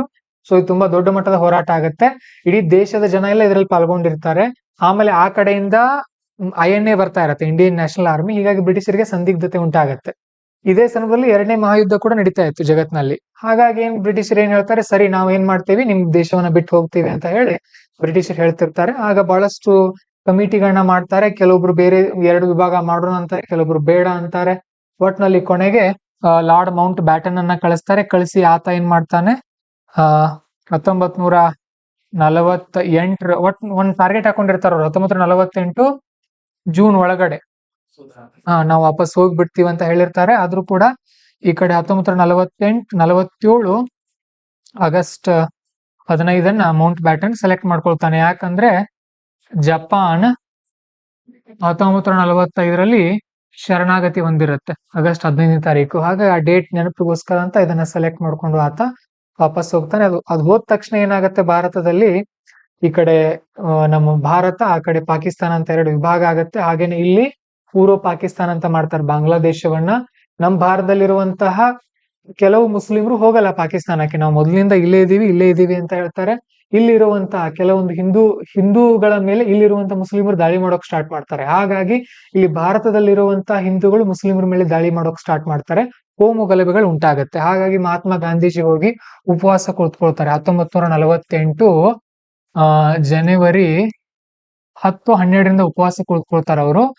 ಜನವರಿ 10ಕ್ಕೆ ಉಪವಾಸ ಕುಳಿತುಕೊಂಡು ಜನವರಿ 18ನೇ ತಾರೀಕುವರೆಗೂ ಉಪವಾಸ ಕುಳಿತುಕೊಳ್ತಾರೆ. ಅವಾಗ 8 ದಿನ ದೊಡ್ಡ ಕೋಮು ಗಲಭೆಗಳಾಗಿ ಶಾಂತ ಆಗುತ್ತೆ ದೇಶ. ಆಮೇಲೆ ಜನವರಿ 30-31 30ನೇ ತಾರೀಕು ಗೋಡ್ಸೆ ಮಹಾತ್ಮ ಗಾಂಧೀಜಿ ಅವ್ರನ್ನ ಕೊಲ್ತಾನೆ. ಆಮೇಲೆ 1940 ಇದ್ರ ನಡುವೆ 1948ರಲ್ಲಿ 47-48ರಲ್ಲಿ ಸಂವಿಧಾನ ಬರೆಯೋಕೆ ಯಾವಾಗ ಕೊಡ್ತಾರೆ? 46ರಲ್ಲಿ ಸ್ಟಾರ್ಟ್ ಆಗಿತ್ತ ಬರೆಯೋದು? 46 ಅಂದ್ರೆ 47, 48, 49 2 ವರ್ಷ. ಎಷ್ಟು ತಿಂಗಳು? 11 ತಿಂಗಳು. 2 ವರ್ಷ, ನಿಯರ್ಲಿ 3 ವರ್ಷ. ಈ ಕಡೆ ಜವಾಹರ್ಲಾಲ್ ನೆಹರು ಅವ್ರನ್ನ ಟೆಂಪರರಿ ಪ್ರಧಾನಮಂತ್ರಿಯಾಗಿ ಮಾಡಿರ್ತಾರೆ ಭಾರತದಲ್ಲಿ. ಸೊ 1946ರಿಂದ 48ರವರೆಗೂ ಇವರು ಅಂಬೇಡ್ಕರ್ ಅವ್ರ ನೇತೃತ್ವದಲ್ಲಿ ಸಂವಿಧಾನ ರಚನೆ ಆಗತ್ತೆ. 1949 ನವೆಂಬರ್ 26ರಂದು ಸಂವಿಧಾನವನ್ನ ಅಂಗೀಕರಿಸಲಾಗತ್ತೆ, ಒಪ್ಕೊಳ್ಳೋದು. ಅದಾದ್ಮೇಲೆ 1950 ಜನವರಿ 26ರಂದು ಏನ್ ಮಾಡ್ಲಾಗತ್ತೆ, ಸಂವಿಧಾನವನ್ನ ಜಾರಿಗೆ ತಗೊಂಡ್ ಬರ್ಲಾಗತ್ತೆ. ಆಮೇಲೆ 1951ರಲ್ಲಿ ಪ್ರಥಮ ಬಾರಿಗೆ ಚುನಾವಣೆ ನಡೆಯುತ್ತೆ ದೇಶದಲ್ಲಿ. ಈ ಚುನಾವಣೆ ರಿಸಲ್ಟ್ ಸ್ವಲ್ಪ ನೆನಪಿಟ್ಕೊಡ್ರಿ, ಯಾವ ಪಕ್ಷ ಎಷ್ಟು ಬಂತು ಅಂತ. ಬಹುಶಃ ವಿರೋಧ ಪಕ್ಷ ಇರ್ಲಿಲ್ಲ ಅವಾಗ, ಯಾವ ಪಕ್ಷಕ್ಕೂ ಕೂಡ ಅಷ್ಟೊಂದು ಬಹುಮತ ಬರಲಿಲ್ಲ. ಕಾಂಗ್ರೆಸ್ ಒಂದೇ ಅತಿ ಹೆಚ್ಚು ಸೀಟ್ಗಳನ್ನ ಗೆದ್ದಿತ್ತು. ಅದಾದ್ಮೇಲೆ ಉಳಿದಿರೋದೇನಿದೆಯಲ್ಲ ಅದು ಪೋಸ್ಟ್ ಇಂಡಿಪೆಂಡೆನ್ಸ್ ಅಲ್ಲಿ ಕಲಿತೀವಿ ನಾವು. ಇಷ್ಟಿದೆ ನೋಡ್ರಿ ಮಾಡರ್ನ್ ಹಿಸ್ಟ್ರಿ. ಇನ್ನೂ ಬೇಕಂದ್ರೆ ಒಂದ್ ಚಾನಲ್ ರೆಕಮೆಂಡ್ ಮಾಡ್ತೀನಿ ನಿಮಗೆ. ಯಾರಿಗೆ ಇನ್ನೂ ಡೀಟೇಲ್ ಆಗಿ ಬೇಕು ಸರ್, ನಮಗೆ ಒಂದೇ ಫ್ಲೋ ನಲ್ಲಿ ಬೇಕು ಅಂದ್ರೆ AIS ಕನ್ನಡ ಅಂತ ಒಂದ್ ಚಾನಲ್ ಇದೆ, ನೋಡಿದಿರಿ? AIS ಕನ್ನಡ ಅಂತ ಪವನ್ ಸರ್ ಅಂತ ಹೇಳಿದ್ದಾರೆ. ಒಂದು 20 ಅವರ್ ಕ್ಲಾಸ್ ಇದೆ, ತುಂಬಾ ಚೆನ್ನಾಗಿ ಹೇಳಿದಾರೆ. ಅದನ್ನು ಕೂಡ ನೀವು ರೆಫರ್ ಮಾಡಬಹುದು. ಇಷ್ಟು ಕ್ಲಾರಿಟಿ ಇರ್ಬೇಕು ನಿಮ್ ಮೈಂಡ್ ಅಲ್ಲಿ. ಇಷ್ಟೇ ಮಾಡರ್ನ್ ಹಿಸ್ಟ್ರಿ, ಅರ್ಧ ಗಂಟೆಲಿ ಹೇಳ್ಬಿಟ್ಟಿದೀನಿ ನೋಡ್ರಿ. ಇಷ್ಟು ಕ್ಲಾರಿಟಿ ಸಿಕ್ಕರೆ ಮೇನ್ ಸೆನ್ಸರ್ ಬರೆಯೋಕೆ ನಿಮ್ಗೆ ಯೂಸ್ ಆಗುತ್ತೆ. ಇನ್ನು ಪ್ರಿಲಿಮ್ಸ್ ಅಲ್ಲಿ ಅಷ್ಟೊಂದು ಇಂಪಾರ್ಟೆಂಟ್ ಅಲ್ಲ ಇದು. ಮಾಡರ್ನ್ ಹಿಸ್ಟ್ರಿ ಪ್ರಿಲಿಮ್ಸ್ಗೆ ಅಷ್ಟು ಇಂಪಾರ್ಟೆಂಟ್ ಅಲ್ಲ, ನೆನ್ಪಿಟ್ಕೊಡ್ರಿ. ಸರಿ, ನಾಳೆ ನಿಮಗೆ 3 ಇಂಡಿಯನ್ ಸೊಸೈಟಿ ಪ್ರಶ್ನೆಗಳಿರುತ್ತೆ ಟೆಸ್ಟ್ ಮಧ್ಯಾಹ್ನ. ಬೆಳಿಗ್ಗೆ ಕ್ಲಾಸ್ ಇರುತ್ತೆ ನಾಳೆ, ಗೊತ್ತಿರಲಿ. ಮತ್ತೆ 3 ಇಂಡಿಯನ್ ಸೊಸೈಟಿ ಕ್ವಶನ್ಸ್, ಒಂದು ಎಥಿಕ್ಸ್ 10 ಮಾರ್ಕ್ಸ್ ಕ್ವಶನ್, ಒಂದು case study. Total 1 hour exam ಮಧ್ಯಾಹ್ನ. ನಾಳೆ ತಪ್ಪಿಸ್ಬೇಡ್ರಿ, ಬರೀರಿ, ಬರೆದು ಚೆಕ್ ಮಾಡ್ತೀವಿ. ಓಕೆ, ಈ ಸರ್ತಿನೂ ಕೂಡ ಜಯಲಕ್ಷ್ಮಿ ಮತ್ತು ಶಾಬಾಜ್ ಟಾಪರ್ ಅಲ್ವಾ? ನಾಳೆ ಬಹುಮಾನ ಕೊಡ್ತೀವಿ ನಿಮಗೂ. ಉದಯಪ್ಪ ಅವ್ರ ಅರ್ಥ ಆಯ್ತಾ? ಒಂದ್ ಸ್ವಲ್ಪ ಸ್ವಲ್ಪ ಅರ್ಥ ಆಗಿರ್ಬೋದು. ಇರ್ಲಿ, ಅಂದ್ರೆ ನಮಗೆ ನಿಮ್ಗೆ ಒಂದ್ ಮಾತು ಹೇಳ್ತೀನಿ, ನೀವ್ ಹೇಗ್ ಓದ್ಬೇಕು ಅಂತ ಅಂದ್ರೆ, UPSC ನಲ್ಲಿ ಪ್ರತಿಯೊಂದು ವರ್ಡ್ ಟು ವರ್ಡ್ ನೆನ್ಪಿಟ್ಕೊಳ್ಳೋ ಅಗತ್ಯ ಇಲ್ಲ. ಆದ್ರೆ ಅಕ್ಕಪಕ್ಕದಾದ್ರೂ ಗೊತ್ತಿರ್ಬೇಕು ನಿಮ್ಗೆ. ಈ ಪೂನಾ ಒಪ್ಪಂದ 1935 ಅಂತ ನಿಮ್ಗೆ ಗೊತ್ತಿರುತ್ತೆ, ನನಗೆ 34 ಅಂತ ಆದ್ರೂ ಗೊತ್ತಿರುತ್ತೆ, ಸಾಕು. ಅಷ್ಟು ನಮ್ಗೆ ಗೊತ್ತಿದ್ರೆ ನಾವು ಉತ್ತರ ಬರಿಬಹುದು UPSC ನಲ್ಲಿ. ಗೊತ್ತಿರಲಿಲ್ಲ ಅಂದ್ರೆ 1930 ದಶಕ ಅಂತ ಬರೆಯೋದಷ್ಟೇ, ಅಷ್ಟು ಗೊತ್ತಿದ್ರು ನಡೆಯುತ್ತೆ. Okay, will continue after few days.